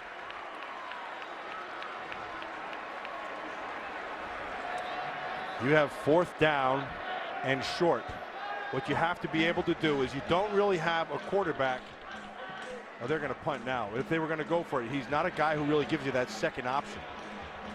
So you have to put the option in somebody else's hand. But he took it away from him. He's going to punt and live for the second half. Bell's the guy that they've used in those short yardage situations. So Bob Stoops makes the decision here to kick it away and likely go into the locker room trailing number 22 by a touchdown. Giuseppe Guillermo. See. I don't believe. Parle Italiano. Exactly. I don't believe that's a very happy coach over there in that side. He is not pleased.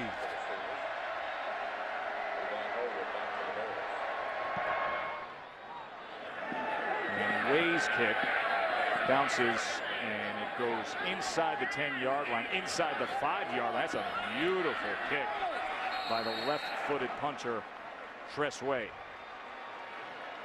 Tomorrow morning on ESPN, don't miss Sunday NFL Countdown. You join Boomer, TJ, Mike Ditka, Chris Carter, Keyshawn Johnson, Coach Parcells. You got 3 hours of insight analysis, get you all set for a big day of Sunday's NFL action. At Sunday NFL Countdown presented by IBM tomorrow morning at 10 a.m. Eastern on ESPN. It's a good group of guys right there. You want to talk some good football? I have a blast with those guys. At Ditka, I'm a big Ditka fan. The Bears.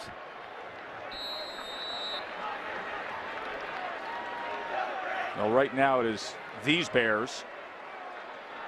He's got to gain some ground. He actually does. You know, he was smothered down there, and he does, as Griffin will close out this first half with a touchdown lead over number 5. Baylor has never defeated Oklahoma. 0 for 20. Let's check in with Aaron. Coach, after Baylor's quick strike, we saw you talking to Javon Harris. What would you like your defense to pay attention to here in situations like that? He's a deep player. Stay on top. He's just biting on. He's trying to play it too tight. You also mentioned before the game taking care of the task at hand, you know, not looking ahead. What's the #1 thing they need to worry about here at the half? Nobody's doing any of that. We just haven't played very well offensively. Defensively, we played good up until that play. Thanks, Coach. All right. Thanks, Aaron. Aaron brought up Javon Harris. He was beat on that 69-yard touchdown by Tevin Reese. 17-10 Baylor. Now let's go to John Anderson and Jesse Palmer for the Capital One halftime report. Gentlemen.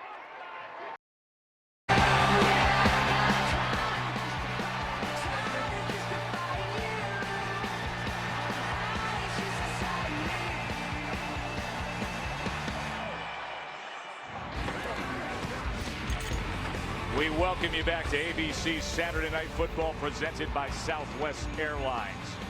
Joe Tessitore, Matt Millen, Aaron Andrews with you here in Waco. Baylor has never defeated Oklahoma in 20 attempts, but right now a halftime lead, 17-10. And Matt, stats are fairly comparable from the first half. The difference in my eyes, the big quick strike ability downfield with the receivers of the Bears. Yeah, there's no question, the 2 big plays down the field, but lost in all this, at the beginning of the game, we saw that Oklahoma defense pounding Robert Griffin every time he threw the ball. All of a sudden, they've started to protect, give him time, and he's able to make those throws. And then Phil Bennett, the defensive, let me get that straight, the defensive coordinator for the Baylor Bears, he has dialed up a couple of nice pressures, and he's taken some chances, and they've paid off in the first half. Now let me offer you this. As you see Bennett there, who's going to have to do more of that defensive effort. Oklahoma gets the ball to start the second half. They've outscored opponents 118-10 in the third quarters of games this year. So look for the Sooners to potentially get on the board quick here in this second half. Here is Finch on the return. And Roy Finch out past the 30-yard line. So our Pack Life game summary and those big plays that we were describing. Well, you talked about him because once Robert Griffin had a little time, and there was pressure in his face, Kendall Wright, 55 yards, led to that big touchdown by Yanaway. And then, again, 69-yarder to Tevin Reese. The blown coverage by the Sooners resulted in 6 quick. That is our Pacific Life game summary. And as you see Griffin's numbers, of course, he is opposite one of the most statistically impressive quarterbacks in the game. Landry Jones back out on the field. Here's Brennan Clay. And Clay a gain of about 2. And here's Aaron Andrews. Hey, Joe, you talk about the quick strike by Robert Griffin at the end of the first half there. Well, and speaking to his head coach, Art Briles, he said he wants to have quick tempo here in the second half. He thought they sort of slacked off a little bit. They need to pick it up. As for the defense, he is so happy with them. Said in the second half, need to play with a little bit of emotion, but he loves their tenacity. They could also use plays that sparkle as much as those shoes you're wearing tonight, EA. Jones, he has the strike downfield, and he connects with James Hanna, who breaks free inside the 20, all the way down to about the 12-yard line. Impressive stuff by Jones and Hanna. Well, we talked about the speed and the athletes that are on this roster, and it's play action to the left that's designed to pull the middle of the field to that left side. Hanna fills that right side void with a perfect strike from the quarterback. 54-yard reception to the big tight end.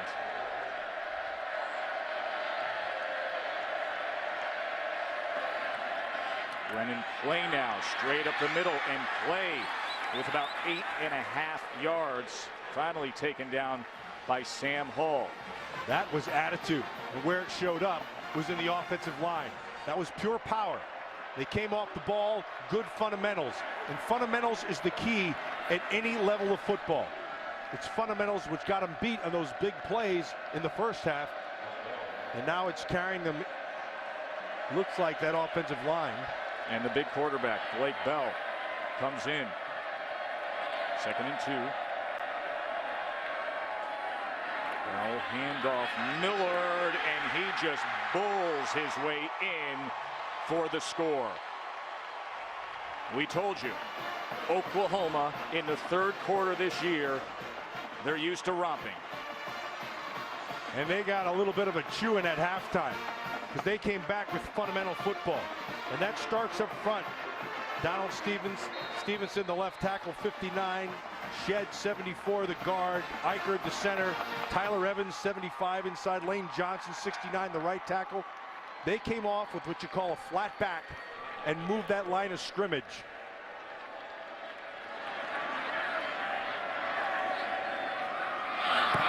And now Michael Honeycutt ties it up.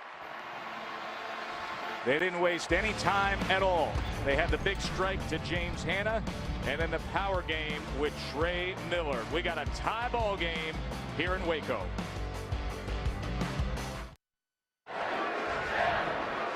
High pressure kind of game for Oklahoma with so much riding in these last few weeks of the season, and nobody knows that better than Coach Bob Stoops. This is what he looked like just about a half an hour ago when they were trailing by 7 and somebody was getting a talking to. And this is what he looks like, Matt, moments ago tying up the game.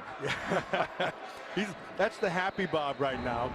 In the first half, he was the not so happy Bob, and now he's just a pensive Bob. The only coach to reach all 4 BCS bowl games and the national title game, and he's hoping to somehow pull that out this year in the chaos that is turning into the BCS rankings right now. Antoine Goodley on the return, and Goodley is taken down at about the 23. We check in with Robert Flores. All right, Joe, AT&T All-America Player of the Week update. Arkansas quarterback Tyler Wilson, worthy nominee. 3 touchdowns, 365 yards as Arkansas handled Mississippi State today. You can text VOTE to 55862 for a chance at a trip to the national title. And this coming Friday, Arkansas takes on #1 LSU. Yeah, Arkansas, a team that can disrupt the BCS as well, as they will play LSU next week, and they're so talented with Tyler Wilson and Jarius Wright and Joe Adams at receiver. Robert Griffin III batted in the air, and it falls harmlessly to the ground. That was Casey Walker who had the deflection there. Casey Walker is wearing number 12 tonight. That is in honor of Austin Box, who passed away this offseason under tragic circumstances, and his memory still lives on every week. They leave an open spot in the pregame stretches. Locker remains untouched, and the number 12 carries on.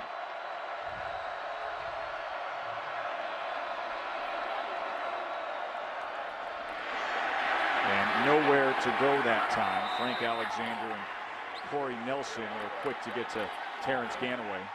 2 guys that we spoke a lot of in the first half. They were bringing pressure, and Alexander was beating Cyril Richardson, that right tackle, pretty regular in that first quarter, and then it slowed down. Big third down here for both sides. Remember, Oklahoma defense playing without Ronell Lewis, their star defensive end, who was injured earlier. 3rd and 11. Griffin, all kinds of time, and that's going to be close to the line to make as Kendall Wright came up with the catch. Looks like like Travis Lewis who tackled him, Matt. Yeah, looks like a good spot right there. It depends which foot he puts it on, his right or his left. Remember, our yellow line is not an official marker. But a nice job by Wright to have a presence of where that the sticks are.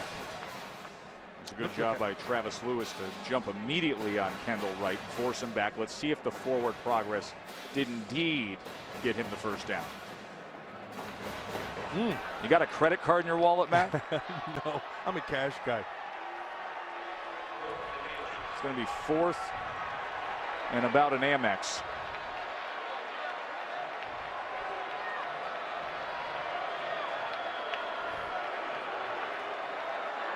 Well, they're going to bring out the big boys.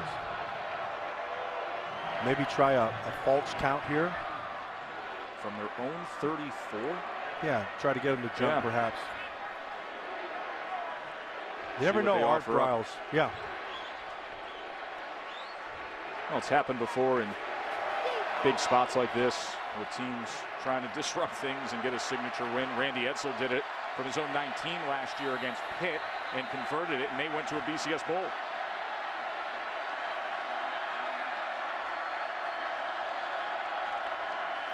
Griffin, you tell me. No. I don't think so at all. That was David King stepping up. And this is a turnover on downs. How about that from David King? Art Briles dialed it up, and they being Oklahoma, they won the battle up front, and they won it by coming off the ball low. And you think their defensive coordinator Brett Venables is fired up about that? All they have to do is be as intense as their defensive coordinator, and they'll play well. David King, by the way, is the guy who's filling in for the injured Lewis. That was big. They came off the ball nice and low. And now it's great field position for Oklahoma to take the lead here. Jones, downfield strike, and that is complete inside the 5 to Kenny Stills. That was all Kenny Stills. That ball is underthrown on purpose, and then it's up to the athleticism and the kinesthetic sense that Kenny Stills brings to the receiving position. And this is the spot on the field where big Blake Bell re-enters the game, the 6'6", 245-pound redshirt freshman. He is basically the direct snap power back. Trey Millard also in the backfield with him. Bell looking for room and finding it with ease, his 2nd touchdown of the night. Joe, they go to power. They know that they're letting you know they're going to come with power. And Ripkowski, he's in there for a reason. Millard's in there for a reason. You see those 2 big blocks? Blowing it up. That's the reason. They're physical, and they're just saying, listen, we're going to blow you off the ball, and then they go and do it. Millard goes 249, Matt. Ripkowski goes 255, and they're clearing the way for a 6'6", 245 quarterback. Excuse me?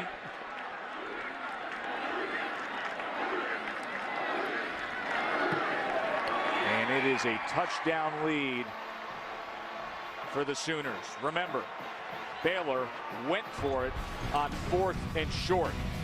David King stopped Robert Griffin III. Venables was loving it. And now a touchdown lead is the reward.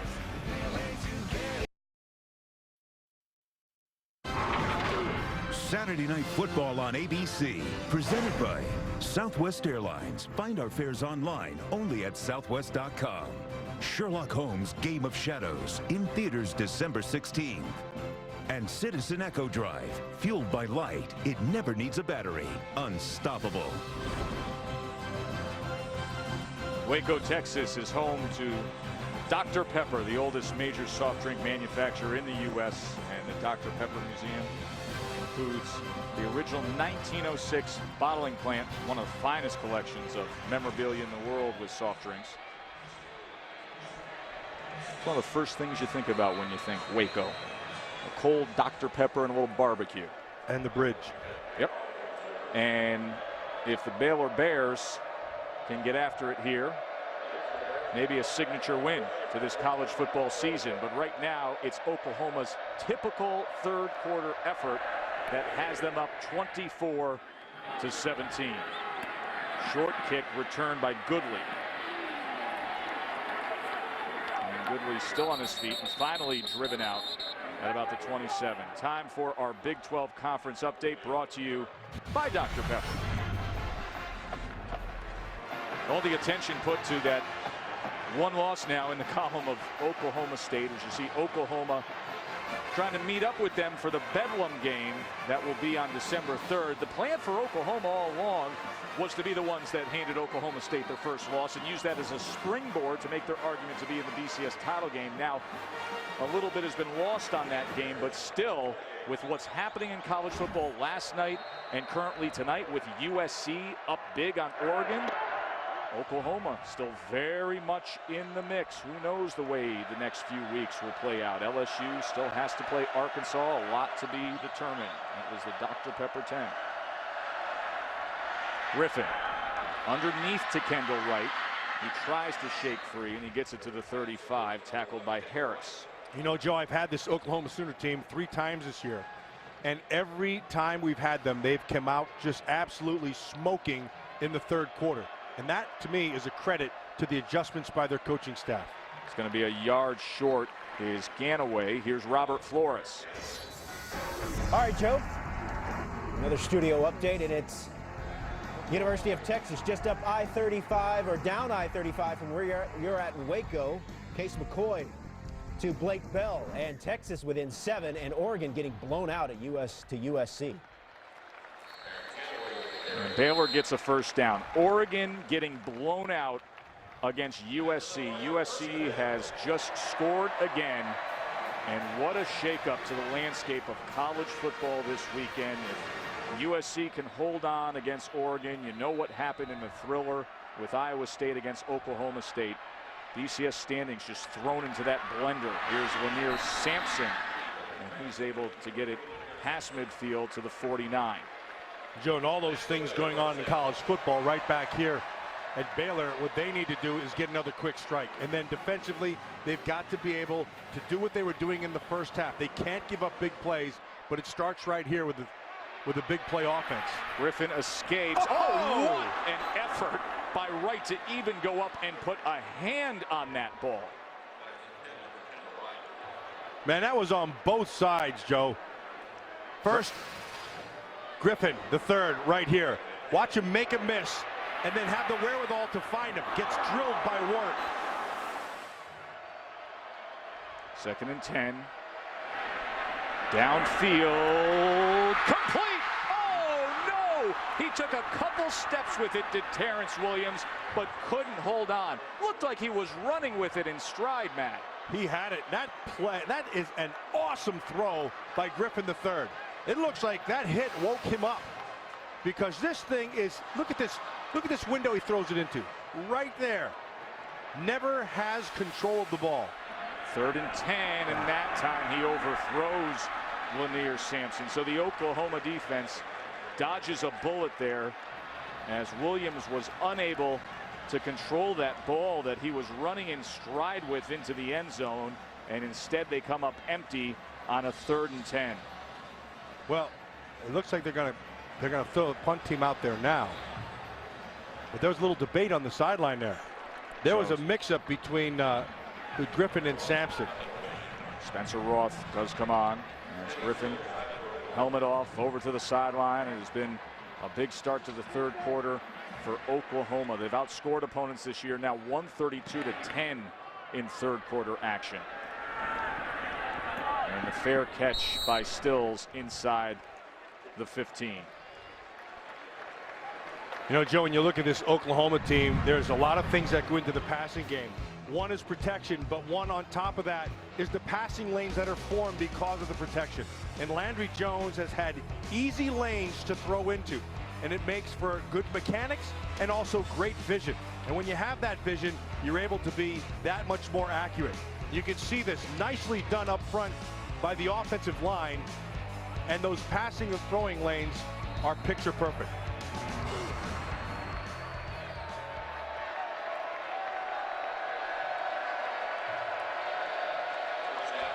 Landry Jones, you see what he's done since that 7-13 start. See if he can keep himself hot here in the third. And he quickly gets it on the play action. As he was able to find the fullback Millard. Trey Millard, he's so versatile. We watched him tonight, and in the short yardage situations, pounding guys with his blocking. We've watched him carry the ball a couple times, but he can catch it. He blocks at the line of scrimmage. It's a very valuable football player. See how upset Terrence Williams is over on the Baylor bench.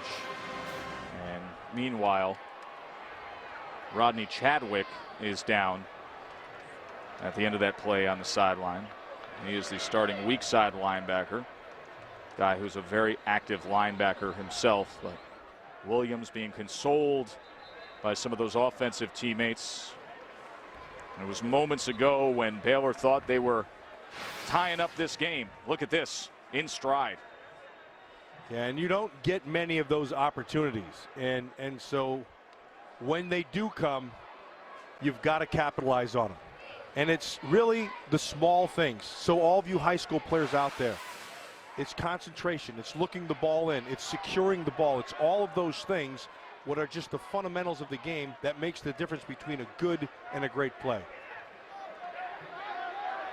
And that would have been a great one.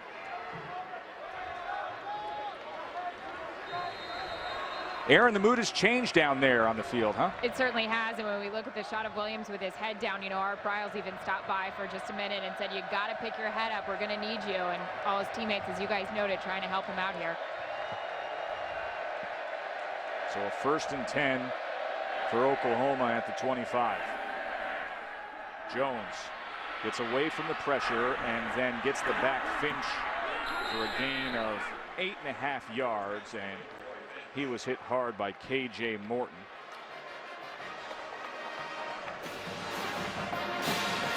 As they continue to work on Rodney Chadwick, this is a defense that can't afford to have its best players out of action.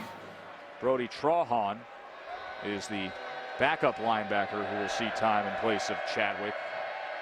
He's a former dual threat quarterback who made the move over to defense. 2nd and 1. Finch cuts back, cuts to the outside, stays on his feet, picks up a block, and is able to scoot himself out of bounds at the 45. I want you to watch his lateral cuts, his lateral movement, seemingly going forward, and then he is just so good right there. See that? That lateral movement is what separates him from the pack.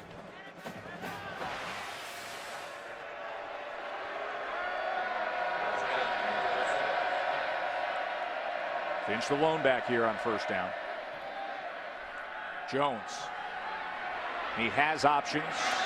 Oh, that was overthrown, but strangely, Stills. And a little extra something with K.J. Morton. I don't know what that one was about with Stills, but he had the route and lots of time to make that throw. And then it just looks like he either tripped on him or the turf monster got him. Something yeah, he just went down to the ground, Matt. Instead of going up for that ball, Stills was all of a sudden on the turf. Yeah, that's just on him. I don't know what he'd be mad about. Well, I think he may be mad on the way that Morton came back and turned around and said a little something, and they weren't trading cookie recipes. 2nd and 10 now. Looking for Clay out of the backfield, and just a minimal gain that time for the sophomore back from California. Big 3rd down for the Baylor Bears. down 7. They've given up 2 scores here in the third quarter. They've got to capture some of the momentum back. And this third down could swing it.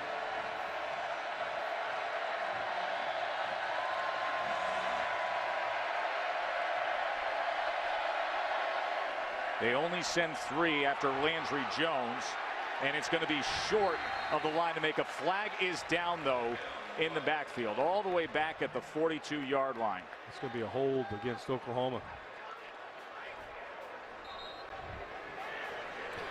They're going to have to decide whether they want to roll the dice if Oklahoma would go for it on Holding. fourth down. Offense, number 59. That penalty's declined. Result of the play, 4th down. So it'll be 4th down at the 46.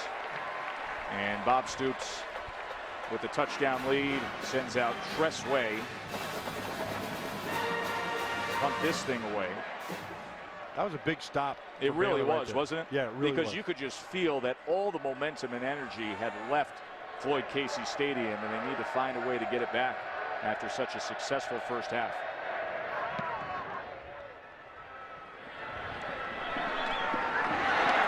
And that punt was juggled by Norwood for just a moment before he was able to secure it at the 16. Oh, what could have been for the Baylor Bears, but they get another chance when we return.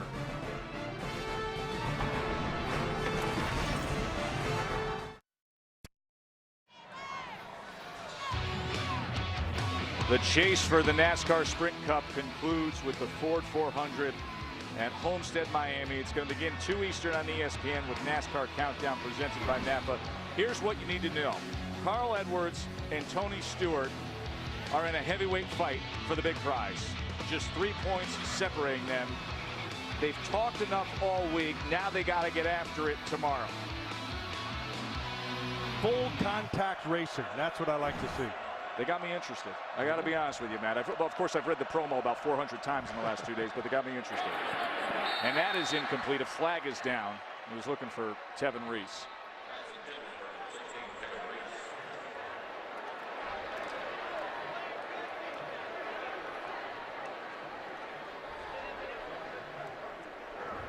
Illegal motion, offense, number 16. 5-yard penalty, 1st down. Art Briles looks on as his team had so much momentum at the end of the first half, a 17-10 lead. They had that big strike, the 69-yarder to Reese, but in this second half, well, that look says it all. It's been typical Oklahoma as the number 5 team in the country. Has scored 2 touchdowns. Millard had the touchdown run. Big Blake Bell came in from a couple yards out, and Griffin is now searching for answers with this Bears offense.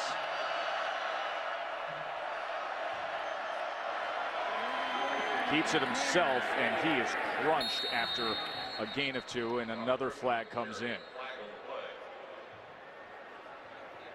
Well, if you questioned Robert Griffin III's toughness, that question's been answered because he has been taking some shots tonight. Illegal shift, offense. 2 men moving without resetting. That penalty's declined, 2nd down. You know, typically the rap on track guys, and he's a world-class hurdler, is that you wouldn't give that descriptive to him. No, you would not. You would say that they're steeped in a pusillanimous sort of fashion. A world-class hurdler who won the Big 12 hurdles when he was an early enrollee in the spring that he came to Baylor out of high school. It should have been his senior year in high school. Instead, he was a track All-American.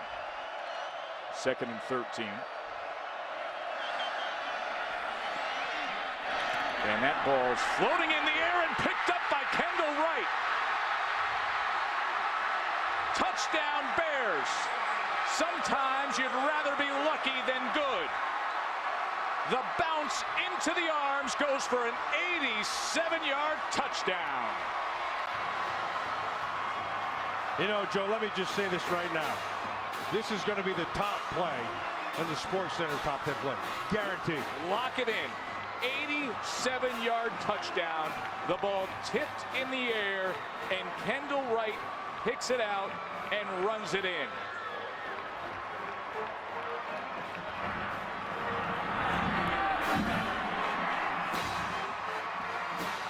It was intended for Tevin Reese, who stopped his route, slowed his route down, allowed the defender, actually they undercut him and got a hand on it, but as fate would have it, took it straight in the air, and Kendall Wright's right there. Watch Tevin Reese, he's the inside guy right up top. Now he slows his route down, and Ward gets his hand on it, pops it in the air. Kendall Wright, touchdown. What a way to tie up the game against the 5th-ranked team in the country. And sometimes, Matt, you need those kind of plays to pull off this kind of a game. There's no question. And Robert Griffin III is like, yeah, I can't believe that just happened. And he looks to the heavens and says, I'll take it. Now, any way you can get it when you're playing Oklahoma. The lesson to be learned there was that Kendall Wright never quit. He kept on going, and the hustle end of that play turned into 6. Great point. Here's Trey Franks. And Franks is met at the 27-yard line by Cordarius Golston. So Oklahoma surged ahead with 2 quick strikes, and then all of a sudden luck came Baylor's way as Wright never gave up on the play and went 87 yards. Glacial expressions over on the Sooner side.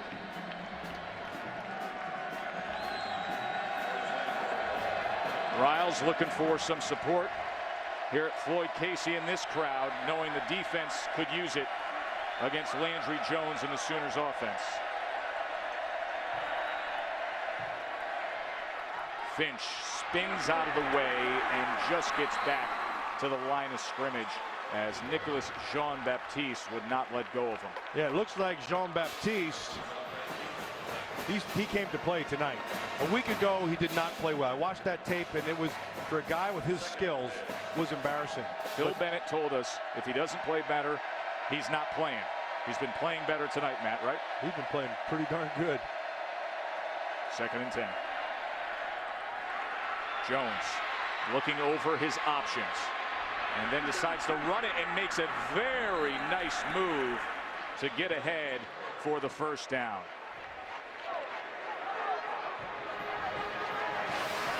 Not known as a runner, and what he does when he pulls it down, he's going to make you miss right there. Who's that, Mason? Yeah, Gary Mason Jr. Not good. 11-yard scamper for Landry Jones. You know what he can do through the air, and you see it with the 300-plus yard games consistently showing up in his box score. And here's Roy Finch, and Finch is corralled. Very good pursuit that time by Mike Hicks and Chris McAllister, both of them getting over there for Baylor. Yeah, and they made the tackle, but Ahmad Dixon made the play. He did not allow him to get off and get to the outside, which is where he really wanted to get to. But he fought off the block and forced it back inside and allowed the others to make the play. One of the highest ranked recruits in decades to come to Baylor is Dixon. 2nd and 9.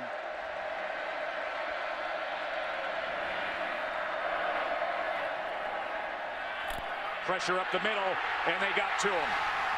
There's our guy, Nicholas Jean-Baptiste. I like that he's making plays because I like to say Jean-Baptiste. Parlez-vous. And he can turn around, though, and thank his coverage because they had nowhere to go with this ball. Well done, keeping the top to the coverage the whole time. Underneath is there as well, and then Jean-Baptiste with a big sack. They need to get to midfield here on 3rd down. Crowd has come alive. Tie game, looking for a defensive stop. And it's incomplete off the hands of Kenny Stills. And he knows it. He knows he just wasted a great throw and a big opportunity. 3rd and long. He gets to where he has to get, the hole in the zone. And the ball's right where it needs to be.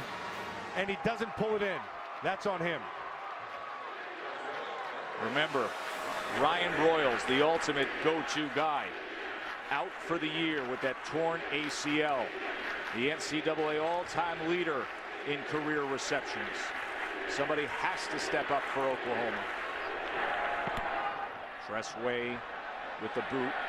Directional kick that was a bit short, but takes an Oklahoma bounce all the way to the 15-yard line. Some of the big plays from Baylor tonight. Kendall Wright streaking and going 55 yards. He became the single-season receiving record holder with that.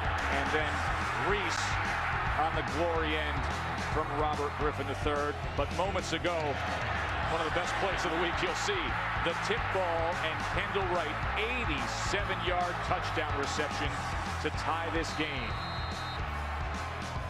A game that has great implications on the BCS standings because Oklahoma right now sitting at number 5 is one of those one-loss teams that's going to try to make their argument. You got Oregon losing. Oklahoma State has already caught a loss. They have to win here to stay in the hunt. Incomplete on first down. I'm a little surprised out of Baylor's offense that they don't. Now, that time they did actually try to move Griffin out of the pocket and get him on the run. But I'm surprised I haven't seen more of that, moving the quarterback to take a little bit of that pass rush away. Phil Montgomery is the offensive coordinator. You see it there, talking to the headset, dead center. See what he dials up here on 2nd and 10. As Kenny Stills looks on, could have kept his team on the field on that last offensive play for the Sooners. Oh, he's going to take a shot again for Reese. And he just overthrew him by maybe half a step. There's a major mix-up in the coverage for the Oklahoma Sooners. They ended up getting a linebacker, Travis Lewis, on Reese. That should never happen. There's got to be deep help somehow. Stills knows what that feels like. And he's rooting on his defense as Bob Stoops just shakes his head, trying to avoid the dangers of the capable Robert Griffin III. 3rd and 10 now.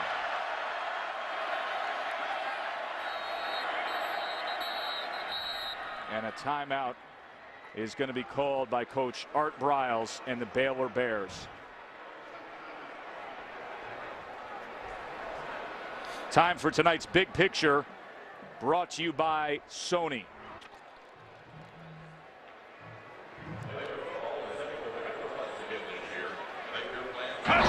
.24 here in Waco. And as for some of the storylines that everybody's talking about, last night, the thriller up in Ames. Oklahoma State handed their first loss. Meanwhile, Clemson, who was 9-1, battered by NC State. Michigan State is headed to the Big Ten title game. And Georgia, after that slow start to their year, will find a home in the SEC championship game. Most think they will play LSU, but remember, Arkansas awaits the #1 Tigers.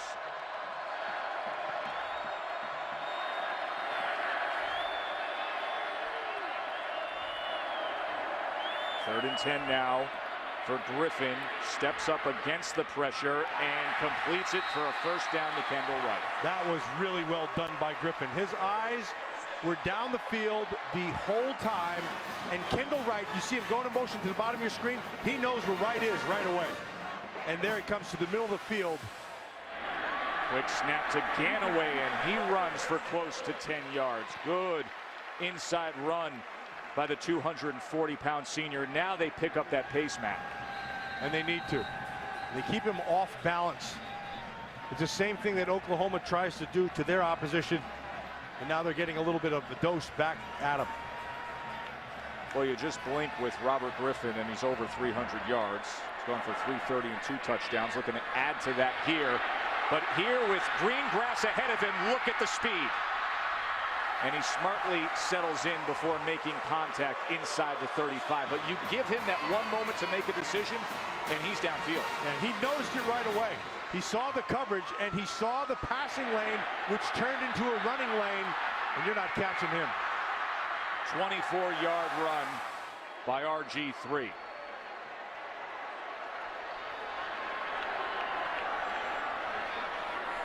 Now it's Ganaway's turn, and he will be tackled for a loss that time by Corey Nelson and Tony Jefferson. If you're sitting at home and you're wondering why the official stood over the ball, they substituted offensively, so he has to allow the defense time to do it.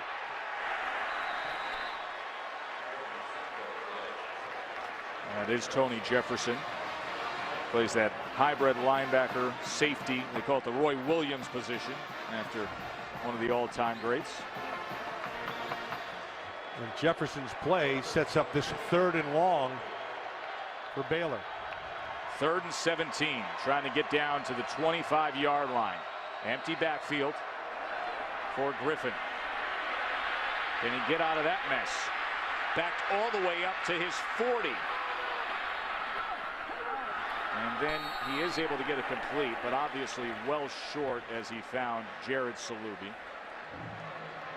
The guy who's impressive. Now we know that Robert Griffin III has world-class speed, but Corey Nelson is in hot pursuit of him, and he does not back down or lose a step as in his chase. Seems like we've called his name a lot tonight, doesn't it?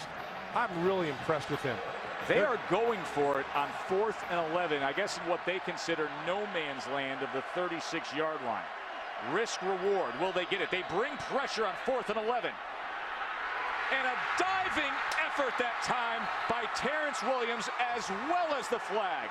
Remember what happened just moments ago with Williams.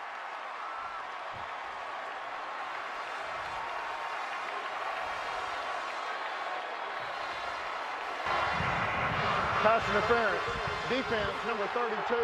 That penalty's declined. 1st down. On 4th and 11, Williams pays them back. Against their best defender, and yes, it's the right call, and Williams, with the long face of the sideline, now can put a smile on it. Baylor threatening now. Look at that play action. Did he ever sell that? Touchdown, Jordan Niver. Oh my, did RG3 sell it, and did Oklahoma buy it?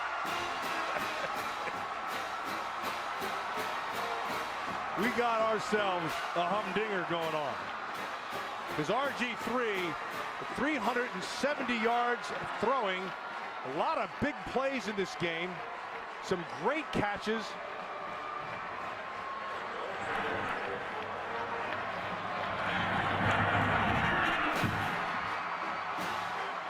Earlier in this 3rd quarter, Oklahoma had all the momentum. But Baylor now has scored 2 unanswered. Okay, here's the sell right here. Hard sell down inside. Let everybody bite. And then here he comes. Delayed off the top side. Ball where it has to be. See how he threw it to the outside of Wirt? Hard sell right there. Gets everybody, and they caught him in a blitz. And Jordan Niver, who is from Houston, he was a good recruit, who actually went out and started his career playing at Stanford. But he was a Texan who wanted to come back home, and he scores there, does the 6'6", 260-pound transfer from the Pac-12 in what Baylor is hoping will be one of the biggest wins they've ever had in school history. They've never beat Oklahoma. That doesn't help. No, it doesn't. The flag comes in as Oklahoma will have good field position with that penalty. Free kick out of bounds. By rule, the ball will be placed at the 40-yard line. 1st and 10. Tuesday night, don't miss an all-new episode of ABC's Last Man Standing, nominated for the People's Choice Award for Best New Comedy. Tim Allen is the Last Man Standing, Tuesday at 8 Eastern, 7 Central on ABC. Well, I don't know that Sully from Monsters, Inc. is going to be the last man standing, but the question for college football fans is who will be one of the last teams standing in the BCS standings, which will be revealed Sunday night, 8:15 on ESPN. Reese Davis and the guys. There's going to be a lot of intrigue when Reese reveals the new BCS standings. Oklahoma State lost, Oregon is losing, and who knows what will go down here in Waco as number 5 trails now by a touchdown. Brandon Williams, just about a yard and a half for the true freshman from Brookshire, Texas, one of the top recruits in the country. In that play, the tackle was made inside, but Jean-Baptiste made the play. Had a nice push up the field and forced everything back inside where it looked like Coffey was able to clean it up. They needed the big 335-pound space filler to have a big night, and he's doing so. 2nd and 9 now. Empty for Landry Jones. A little bit pressure off the edge, but he gets it complete out to the 47-yard line to James Hanna. James Hanna's had a nice night here tonight. Sure has. Had a couple of big plays, and now we got that 3rd down. 4 catches for 90 yards for Hanna, and once again, Floyd Casey as the last 20 seconds of the 3rd quarter count down. The crowd comes alive. 3rd and 3.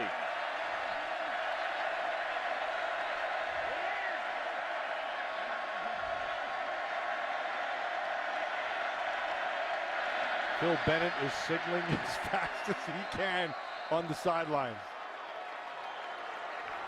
Could it be one of those special nights here in Waco when finally victory is theirs over the Sooners? 0 for 20 previously. After our game tonight for your late local news on most of these ABC stations, and over on ESPN you can catch SportsCenter for post-game analysis of this game as well as all of today's scores and highlights. We got a thriller here in Waco, and Oklahoma is facing a 3rd and 3 against the upset-minded Baylor Bears. And complete for the first down to Trey Millard. Glad you're with us. Joe Tessitore, Matt Millen, and Aaron Andrews here in Waco, Texas. Number 5 Oklahoma trying to stay alive in the BCS title hunt as a 1-loss team. Baylor has never defeated the Sooners. 0 for 20, and they're up a touchdown.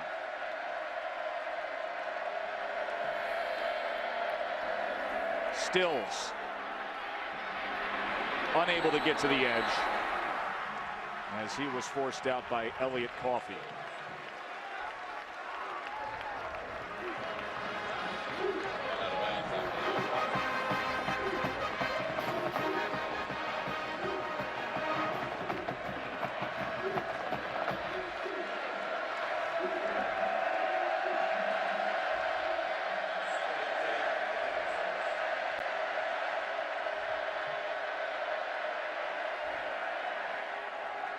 Jones intercepted.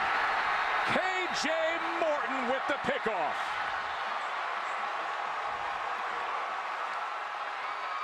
That's on Landry Jones. Morton plays it well.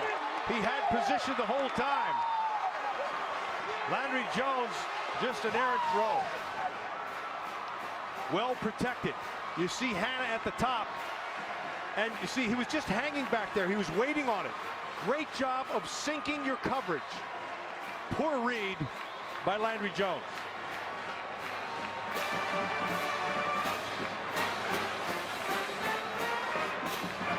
He knows it too, Joe. He does indeed. Jones, who has broken all the all-time records and been so good for so long, but at a crucial time like that, mistakes can be costly. Let's see if Baylor makes them pay. Griffin downfield, and in stride is Sampson. He breaks free, cuts down to the 24-yard line. Here come the Bears. Keep in mind, this was the offensive line that was getting pummeled at the beginning of the game, but not anymore. And because of the protection, Sampson gets to the middle of the field, and then he's just off to the races. 50-yard reception. for Lanier Sampson.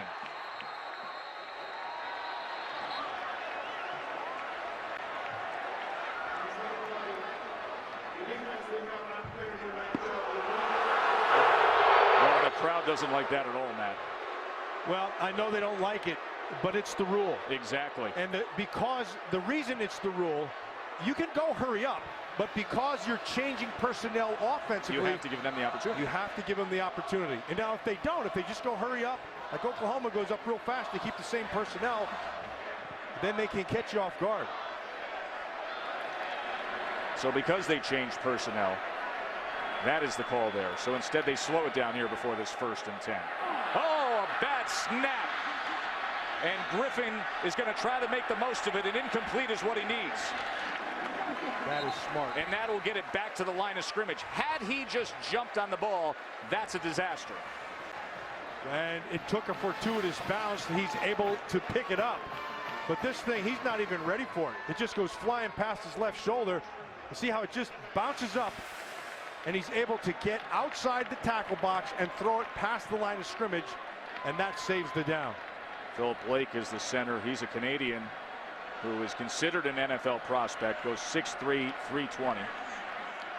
So now it just shapes up as a 2nd and 10 for Griffin and the Bears.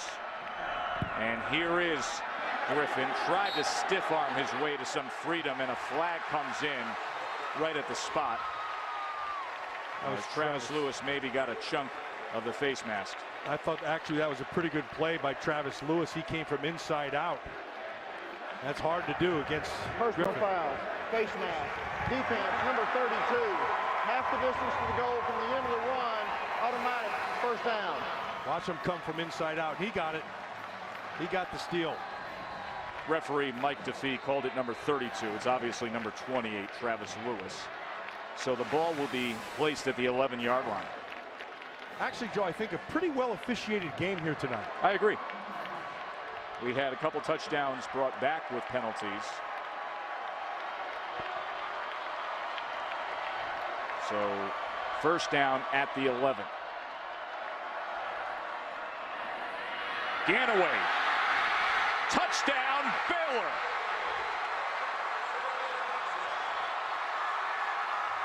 The interception by Landry Jones came at a big price. And Philip Blake, the center, who just snapped that errant snap, was right in the middle of the blocking to be able to gut that Oklahoma defense.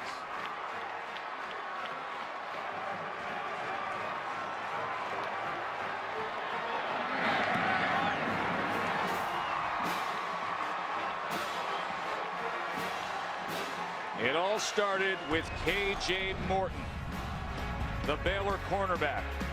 Right spot, right place with the pick. And then Terrence Ganaway makes the margin 14.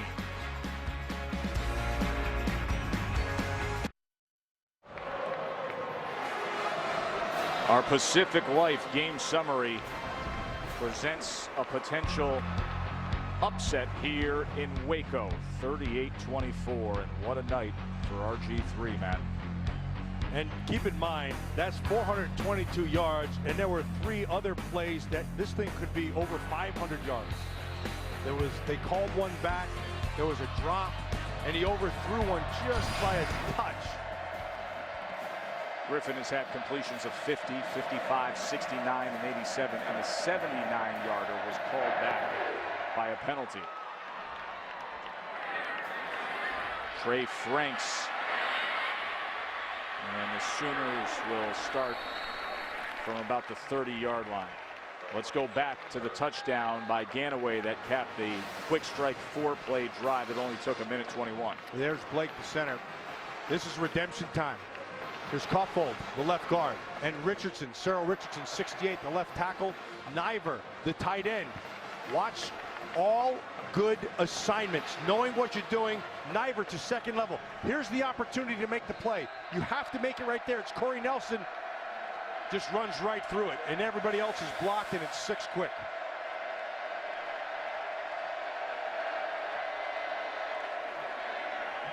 Finch trying to find room out to the 35-yard line. He found Elliott Coffey and Sam Hall.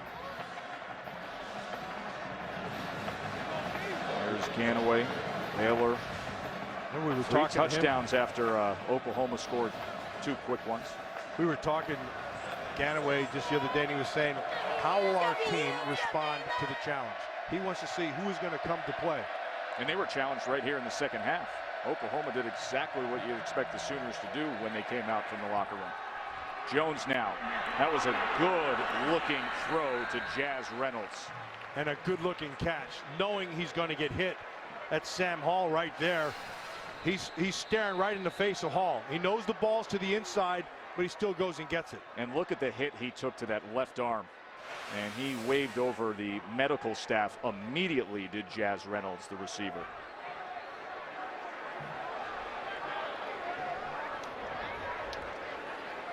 .82 yards on the night for Reynolds. He's had 4 touchdowns in their last 3 games, and he's one of the guys they pointed to as a sophomore with size and speed and those big hands, as a guy who could step up in the absence of the star receiver Ryan Broyles, who's out for the year. And you know, when speaking of Ryan Broyles, we're saying who's going to take that spot, who's going to step up. It's not the move the chains catches. It's the critical catches that Ryan Broyles brought to this offense. The one that Kenny Stills dropped. That's the one that Ryan Broyles takes to the bank. Well, with Stills being tended to, an opportunity to check in with Robert Flores. Robert? All right, Joe, things have gotten tight in Eugene between USC and Oregon. LaMichael James, 1-yard touchdown plunge, then the ensuing 2-point conversion. Check out the catch by LaVasier Tuanay. 1 foot in is all you need, and USC's lead down to 3 in the 4th quarter.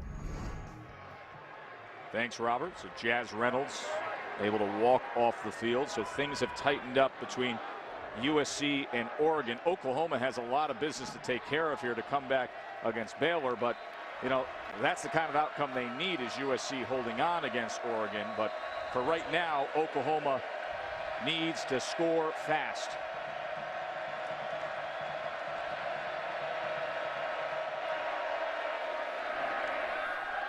Jones dumps it off, and that was Trent Rattery, who had nowhere to go. Elliott Coffey found him. And that was the time, if you're the Oklahoma Sooners, your big players have to make a big play, because this is the time. The 11-minute mark, you're down by 14. Your whole season's still in front of you. Who will step up?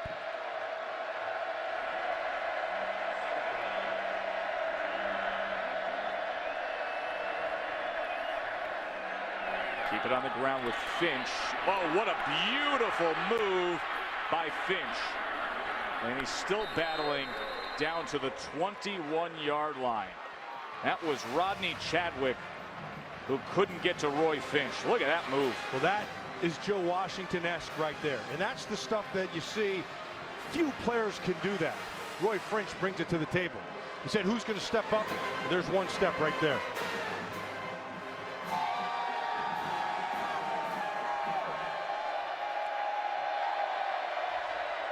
First down at the 21. Trying to cut into this Baylor lead. Jones. And he's just going to launch this out of bounds. He didn't have a lot of options on that far side of the field. Ahmad Dixon came after him with a little bit of pressure.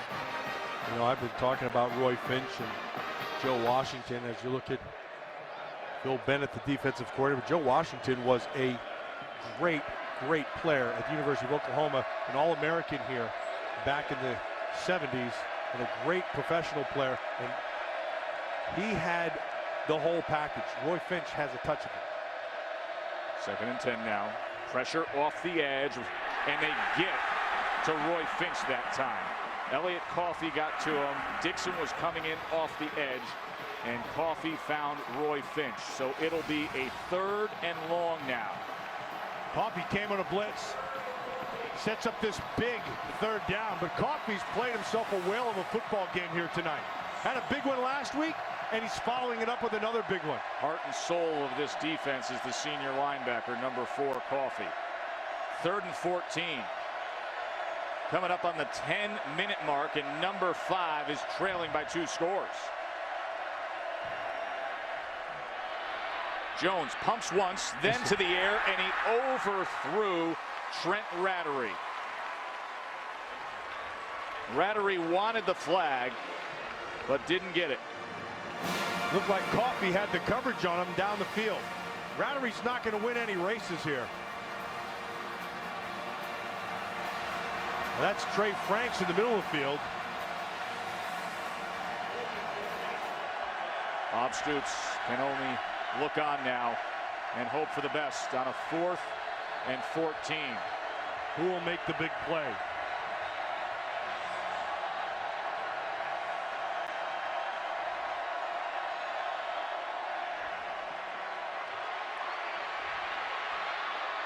To the end zone, well overthrown. Baylor's defense holds against Landry Jones. Great coverage. Great coverage. Kept Jones inside the pocket, but down the field, nowhere to go with the football.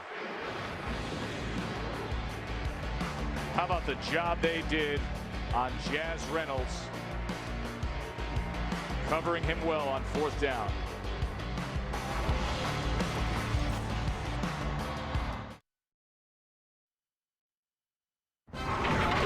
Saturday Night Football on ABC, presented by Southwest Airlines. Find our fares online only at southwest.com. And Nissan, proud partner of the Heisman Trophy. That is defensive coordinator Phil Bennett of Baylor, and moments ago he saw his defense face a 4th down with Oklahoma desperate to stay in this game. And what he was praising him for was great discipline. You know the down and distance, okay? There's no threat on the top side, so you sink as a defender knowing you have somebody on the top half. And then here's the bait. They want you to bite on this to open this, and then inside they're trying to get there, but they take it away because there's nothing to hold them. And because they kept their discipline, no place to go with the ball, great defense. Screen now. Tevin Reese. Let's check in with Aaron. I'm going to need you to get your depth charts out. We've got some injury reports down here. Javon Harris, who's had a rough night, he's dealing with a right ankle injury. And also for the Sooners on offense, when they get back on the field, Roy Finch dealing with a left ankle, and Jazz Reynolds, they're dealing with his shoulder right now. Those are 3 guys they can't do without. So Aaron gives us the update there. As this is launched and almost intercepted. A flag is down. But Bob Stoops, as Aaron just reported, now dealing with a few of his key players not at 100%. We'll get the penalty here. The penalty withstanding, that was an opportunity for the Sooners. That ball was pickable. It was floated out there to the near side.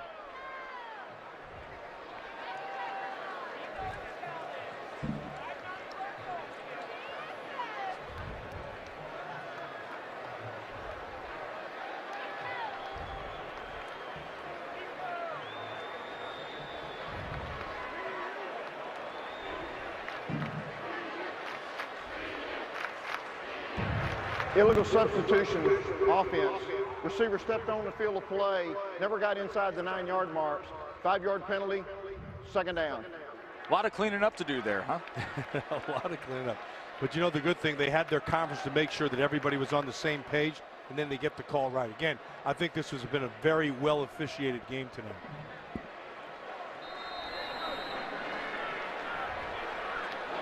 Second and 11 for Robert Griffin III, who just needs 5 yards to surpass his school record for passing yards in a game. He has 426 as it stands. There you go. And that's going to be close to the record right there.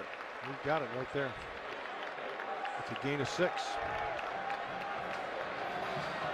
Robert Griffin, a real confident guy. Had a nice conversation with him yesterday, and he knows exactly what he wants to do and how he's doing it.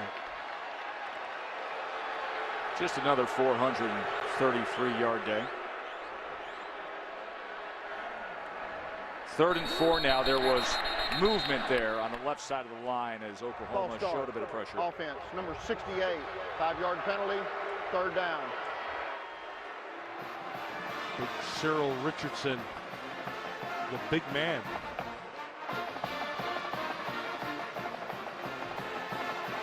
So they back him up here on 3rd down. The 3rd and 9. As Baylor looks up at that clock and thinks to themselves, could we hold on here? Could we make history finally in Waco? Art Briles has been building this program, headed in the right direction, but never has Baylor beaten Oklahoma. 3rd and 9. What does Griffin come up with here? It's going to be well short, and he took a push out of bounds by R.J. Washington.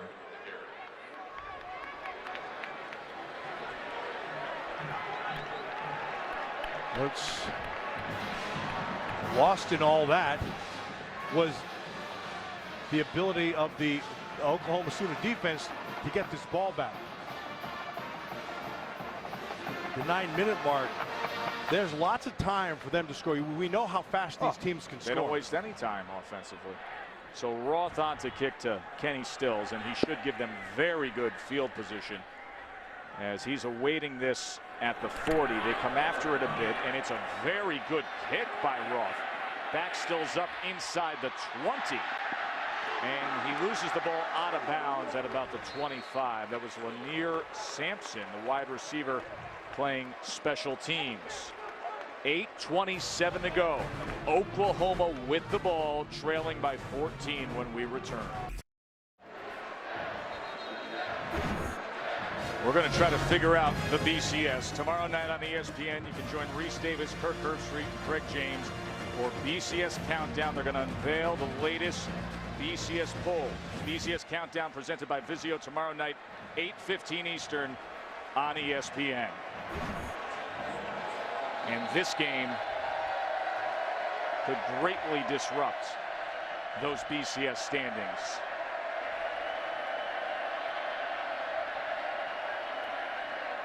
It's Brandon Williams, and Williams cuts back and does so with ease for a gain of about 12 yards and a 1st down. Williams is the true freshman who was an early enrollee last January.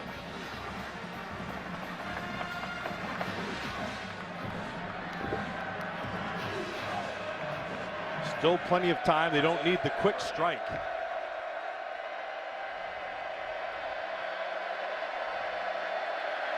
Jones on 1st down.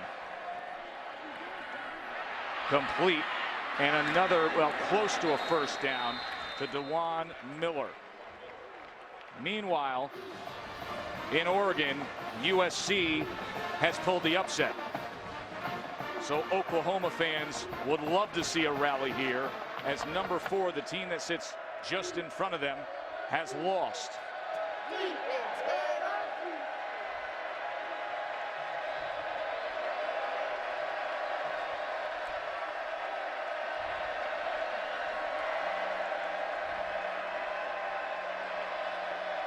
Can Jones pull off a rally of his own?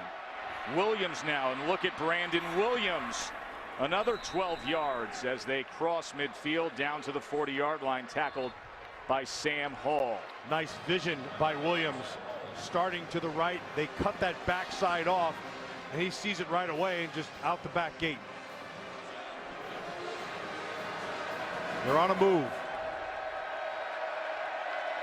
Coming up on the 7-minute mark, but they move so fast. Plenty of time if they can score here. And complete again. DeJuan Miller gets free for another 1st down. Really nice job of protection inside, and then because of that protection, you're able to get isolated. And a poor job of tackling on the corner. You can't do that.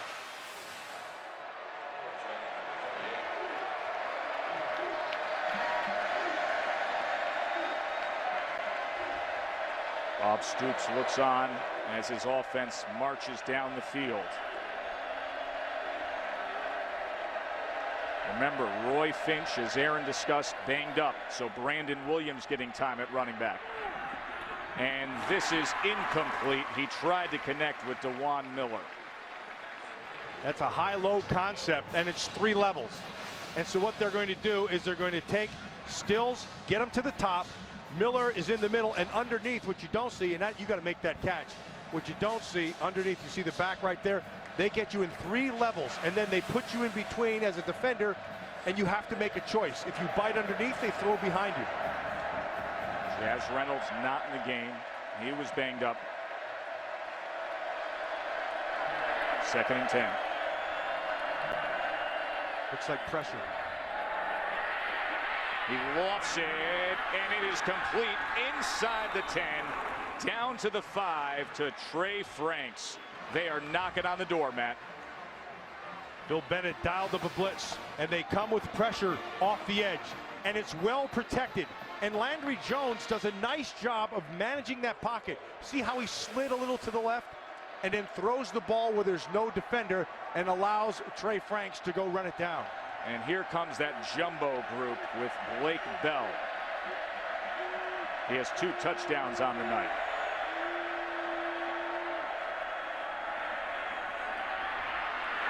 It is just too easy for Blake Bell, and Oklahoma is right back in this game. They have run that play 4 times. Every time it's the same play, it's the same result. They don't even disguise anything. Here comes the big fullback, Kowski. Trey Miller right back there. Just good power football. But you're going to be a fullback. That's the name you want on your back, Ripkowski. That just sounds like a blocking fullback, doesn't it? Sure does.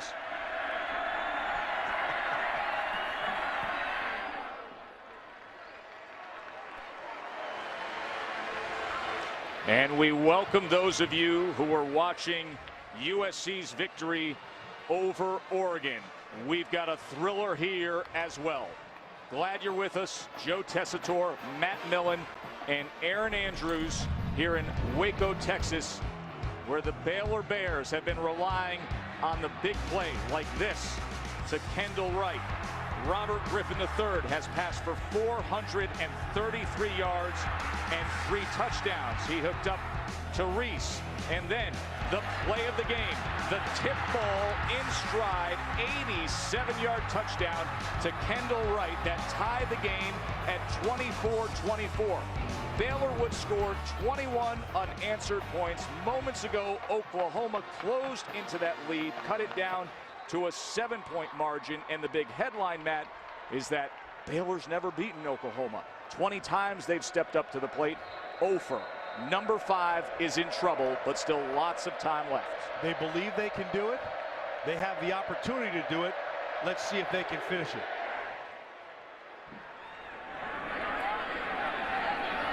And Goodley will just down it. Let's check in with Aaron Andrews. Aaron? And Tess, as Oklahoma marched in for that score there, I had my eye on Robert Griffin III and Kendall Wright as well on the sidelines. No emotions. They looked at the Jumbotron. They saw Oklahoma score. They looked back out on the field. Now, of course, they're in the huddle on the field. And again, these guys, ice through their veins, Joe Tess. Just absolutely no expression. Stone Cold Austin as they take the field here.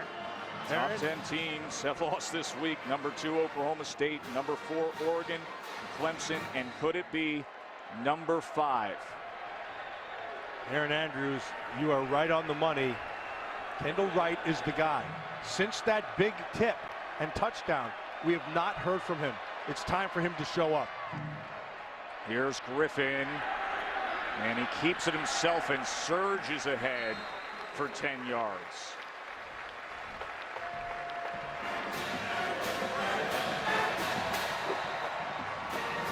Kendall Wright, 196 yards receiving, and that big touchdown that we showed you. Baylor looking for a signature win, which would cause even more mayhem and confusion in these BCS rankings. Play action. Griffin is going to tuck it and run it. Remember, he has that world-class speed, and he slides down to the 45 for another first down. One of the dangers of having the running skills. Defensively, you can take everything away, but once you set that separation from the line and your backers get good depth, he takes advantage of it.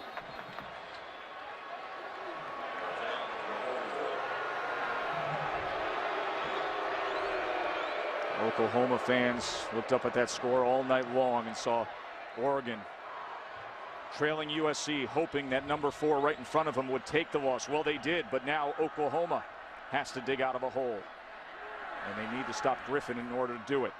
Inside handoff goes to Ganaway, just a couple of yards there. Let's show you the BCS standings. Of course, last night the thriller up in Ames started to put everything into this blender, and it's been mixed up all day long. Number 2 has gone down, number 4 has gone down, and what will happen and how will this unfold here in Waco is the next question to be answered.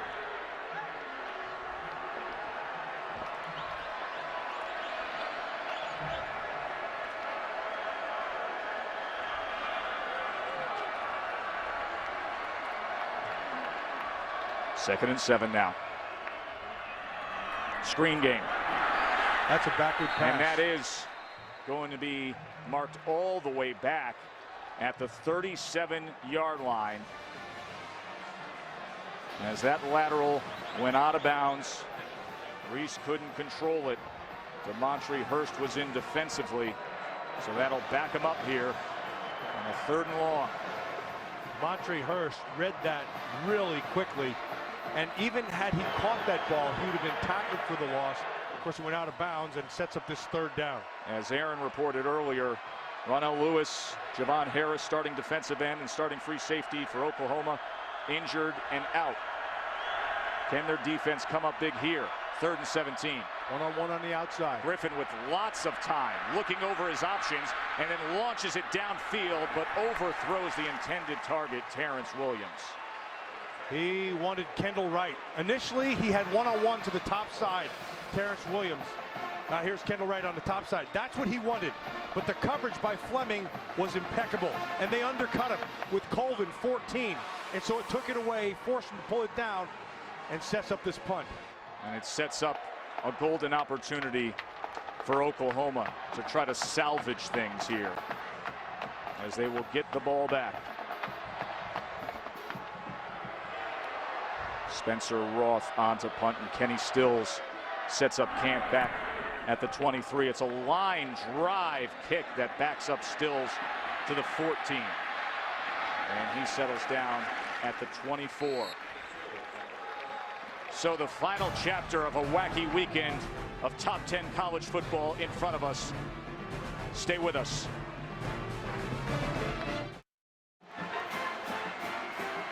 On the left, you have Baylor faithful hoping to break the 0-for-20 streak against Oklahoma. On the right, you have Rally Caps.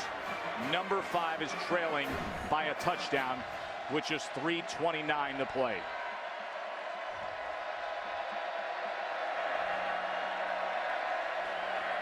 Finch back into the game, and he gets the call, gets a good block, a first down, and a lot more.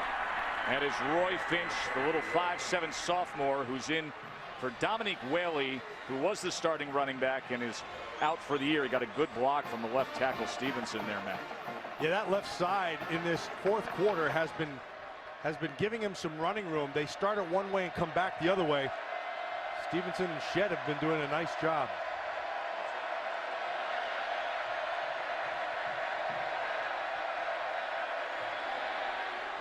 Finch again, this time nowhere to go against that front 7 of Baylor, as it was K'Ron Johnson who was able to find him. Baylor defensively in their interior, they've stepped to the plate. We've seen Jean-Baptiste make some plays. We've seen K'Ron Johnson make some plays. They've done well. Brennan Clay now comes in as the back on 2nd and 10.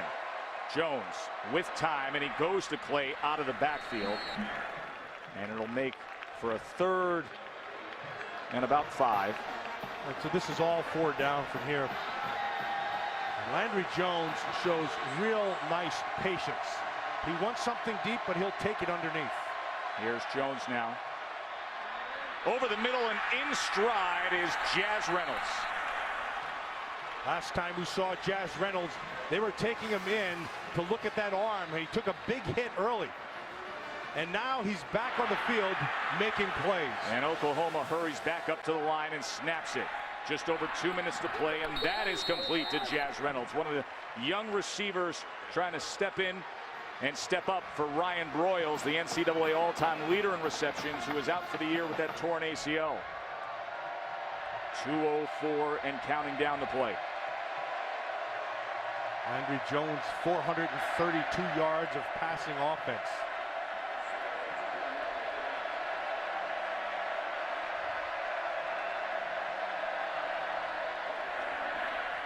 They go with the screen, Trey Franks, and he's going to have a Sooners first down as the clock will stop as they move the chains. 1:41.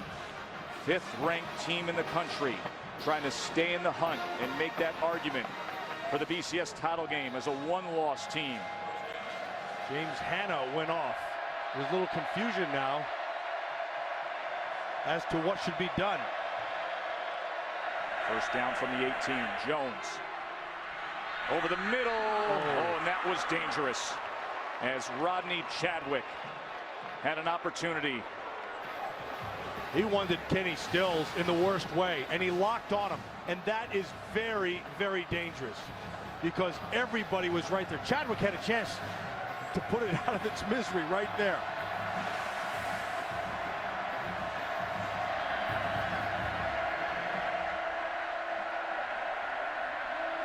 .435 for Jones, but he needs a little more magic here. Complete to the 11-yard line to Rattery. Rattery in for Hanna, who just went off a little while ago. Doesn't have the same movement that Hanna has. Third down, they can get a first down at the 8-yard line. 4-down territory. Jones, plenty of time, goes with Clay. First down, and he scoots out. It'll be first and goal, Oklahoma, with 55 seconds remaining.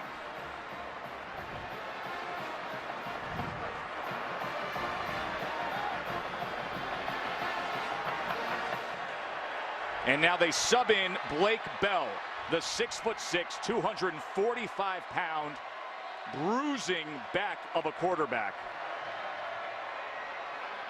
And with that personnel group coming in, Baylor head coach Art Briles calls a timeout.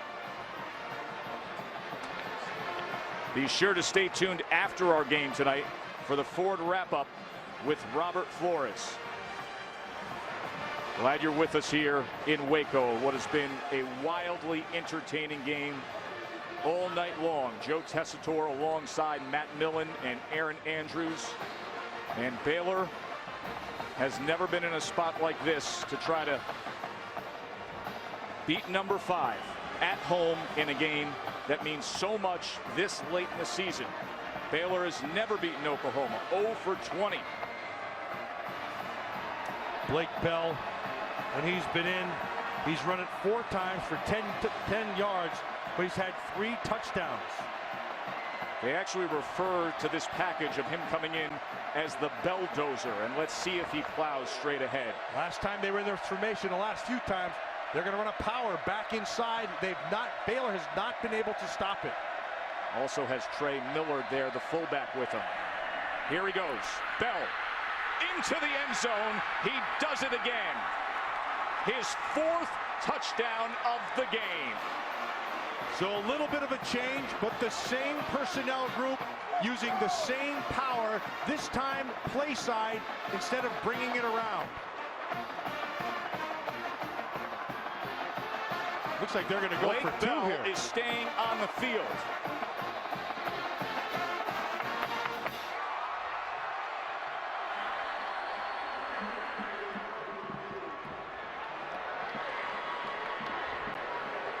The officials are going to have a review here, but Blake Bell was not running off, and place kicker Michael Honeycutt was not running out, Matt.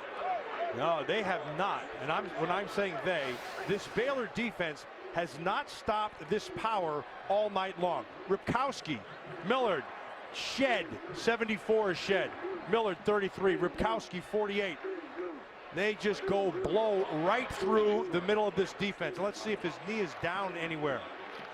His knee's down, but the ball's over. No, the ball's over by about 2 feet at that point that his knee is down, but replay official David Ames is taking a look here. Now, you say they haven't stopped him. He has scored 4 touchdowns with the power game down at the goal line. But does that give you enough faith to go for 2?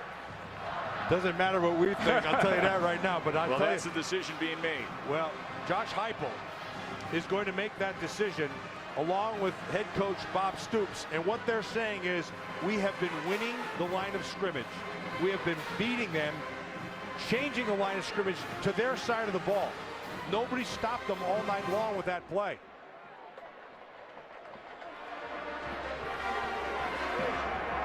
After further review, the ruling on the field is confirmed. Touchdown.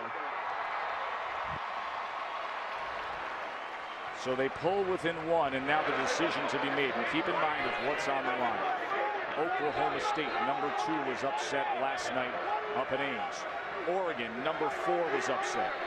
And Oklahoma is trying to stay alive and be a part of that argument for the BCS national title game. They want to end this sucker right here. This is big.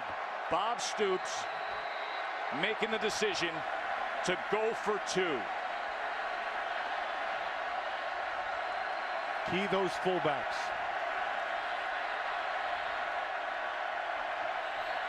We're going to call a timeout. Baylor took the timeout. Timeout. Baylor. A week ago, Baylor survived a 2-point conversion attempt.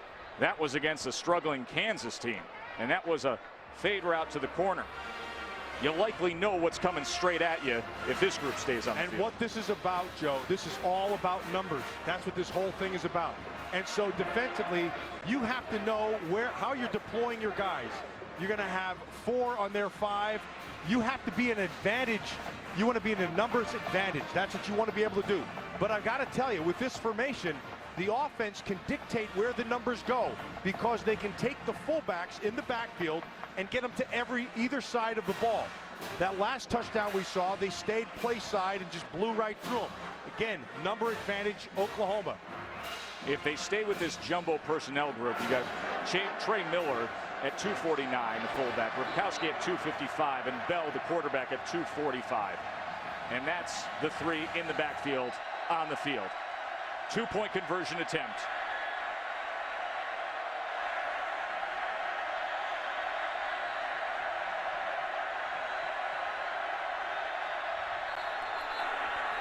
Flag came in there, and there was motion.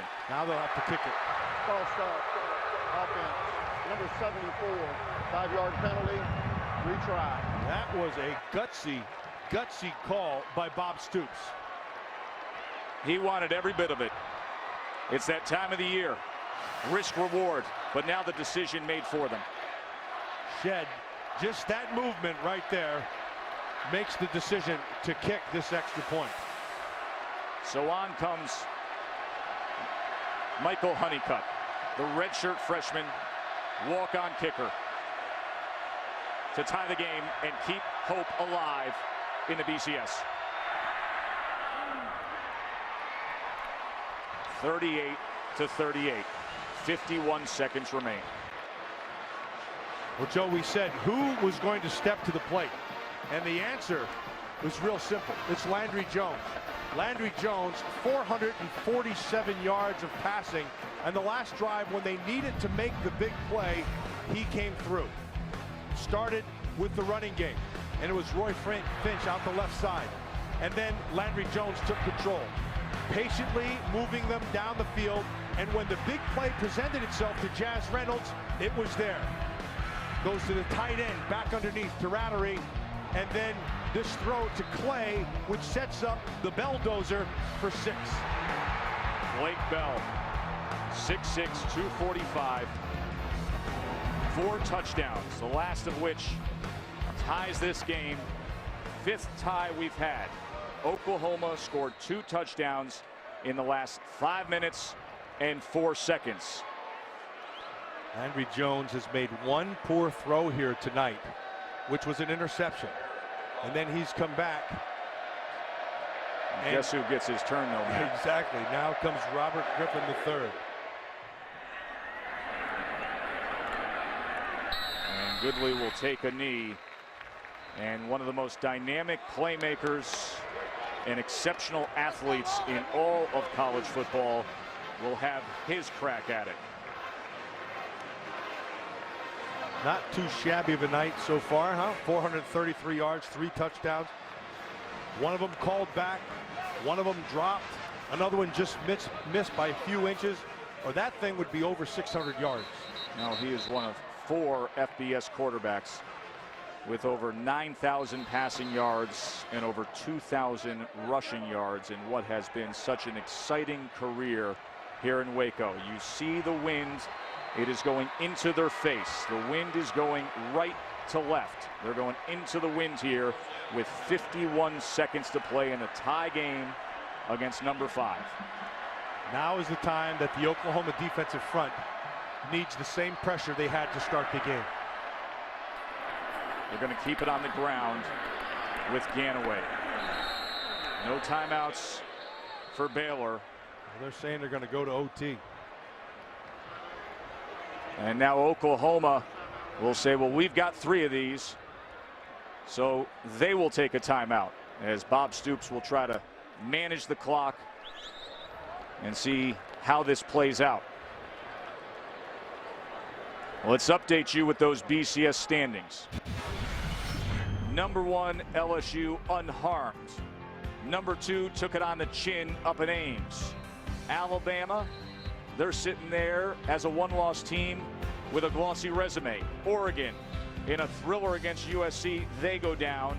And Baylor trying to do the same to Oklahoma in a tie game here. If Oklahoma survives, well, they're still in what's going to be a wild argument for a few weeks as to who should play for the BCS title. 2nd and 6. Remember, the 2 timeouts for Oklahoma remain. Griffin is going to keep it himself, and he is dangerous in full stride. Griffin picks up a block but could not stay in bounds, but a big gainer out to the 45-yard line with 36 seconds remaining. And that timeout just turned around and bit him in the rear end. Courtesy of Robert Griffin's speed. Boy, as soon as he saw the coverage, he reversed his field and he was out the gate to the left side. That's Aaron Jones. Twice he has hit a 50-yarder in his career.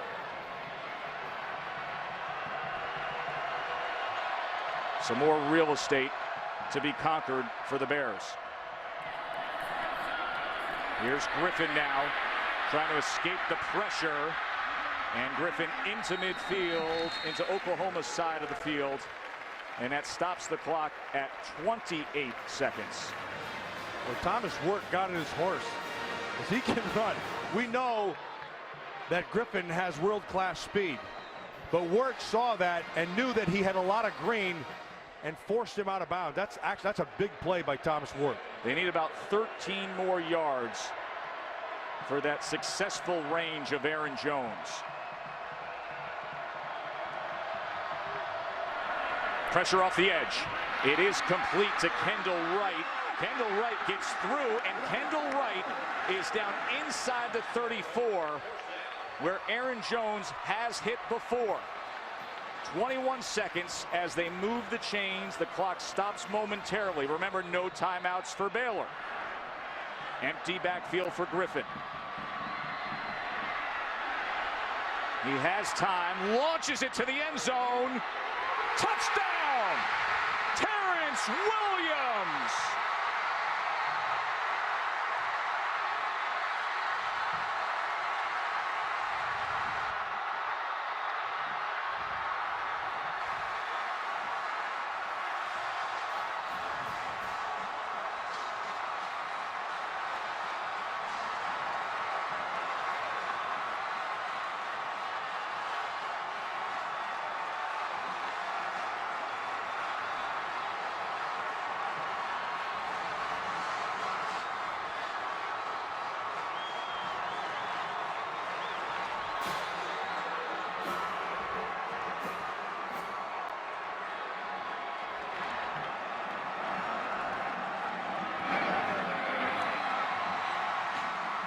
extra point just sneaks through. A 34-yard touchdown with 8 seconds remaining. Robert Griffin III adds to his legacy.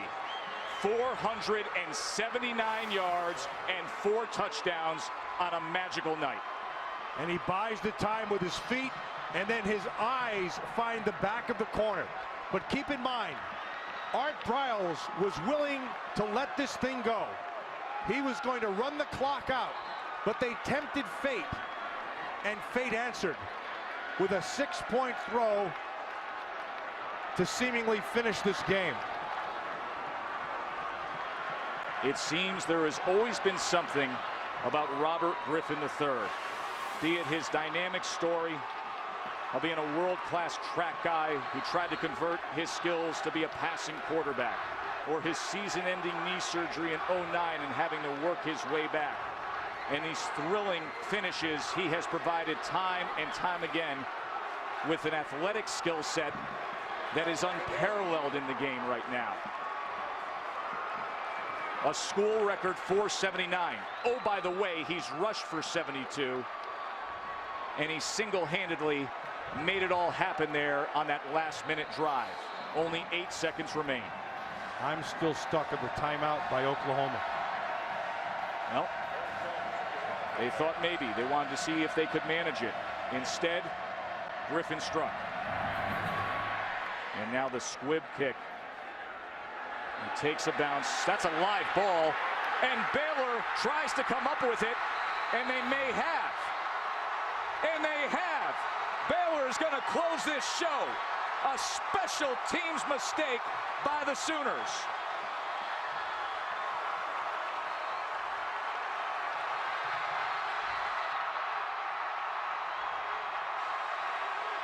They're bringing the ball back to midfield, and that bench where Baylor stands 5 seconds away from beating Oklahoma for the first time. 0 for 20 prior to tonight. They're just going to squib it through, and no one makes the decision to pick it up. Roy Finch goes down, and then it's a live ball. And that's just a great job. That was Clay Fuller. Clay Fuller with Paul tries to pull it in with his feet.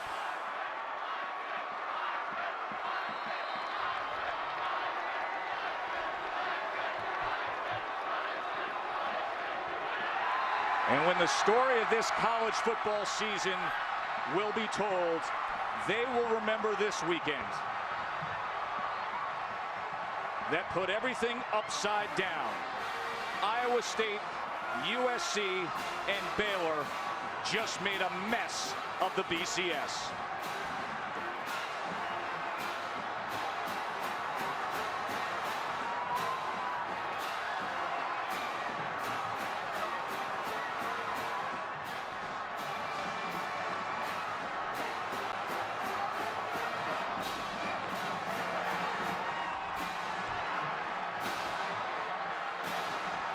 (45-38). 4 top 10 teams lose this weekend. Baylor's first win over Oklahoma comes in dramatic fashion on a night that Robert Griffin III sets the school record for passing yards and total offense. Art Briles, the head coach who's been building this program at the small private school, taking on the big boys time and time again, he finally knocks one out of the park. What a tremendous job Art Briles has done. Aaron Andrews is with the star of the night. The star of the night. And how are you still standing with over 500 total yards for yourself? Our offensive line did a great job the whole game. We knew it was going to be a war, and I'm glad we came out with the victory. When you walked off the field after you threw that touchdown to Terrence Williams, you just sat there and you had no expression on your face. What was going through your mind? God works in mysterious ways, and you know, we had a great game today. That touchdown was a testament to that. So to win a game like that, pretty special. This school has never been in a position like this before. Biggest win in school history. They're chanting RG. What do you think about this moment? It's a great moment. I'm glad we can share it with you. Now I'm going to go celebrate with my teammates. They're actually chanting Heisman, by the way. Go celebrate. Congratulations. Thank you, thank you. Let me tell you something, Aaron. The Heisman race is wide open, just like the BCS race. And Robert Griffin III just put forth his resume. An absolute thriller here in Waco. Number 5 is a loser. Baylor beats Oklahoma for the first time. They were 0 for 20 coming in. 45-38 your final. Be sure to tune in next week to ABC's Saturday Night Football, 8 Eastern. Notre Dame takes on number 9 Stanford. For Matt Millen, Aaron Andrews, and the crew, I'm Joe Tessitore. So long from Waco. Let's get you to Robert Flores for the 4th.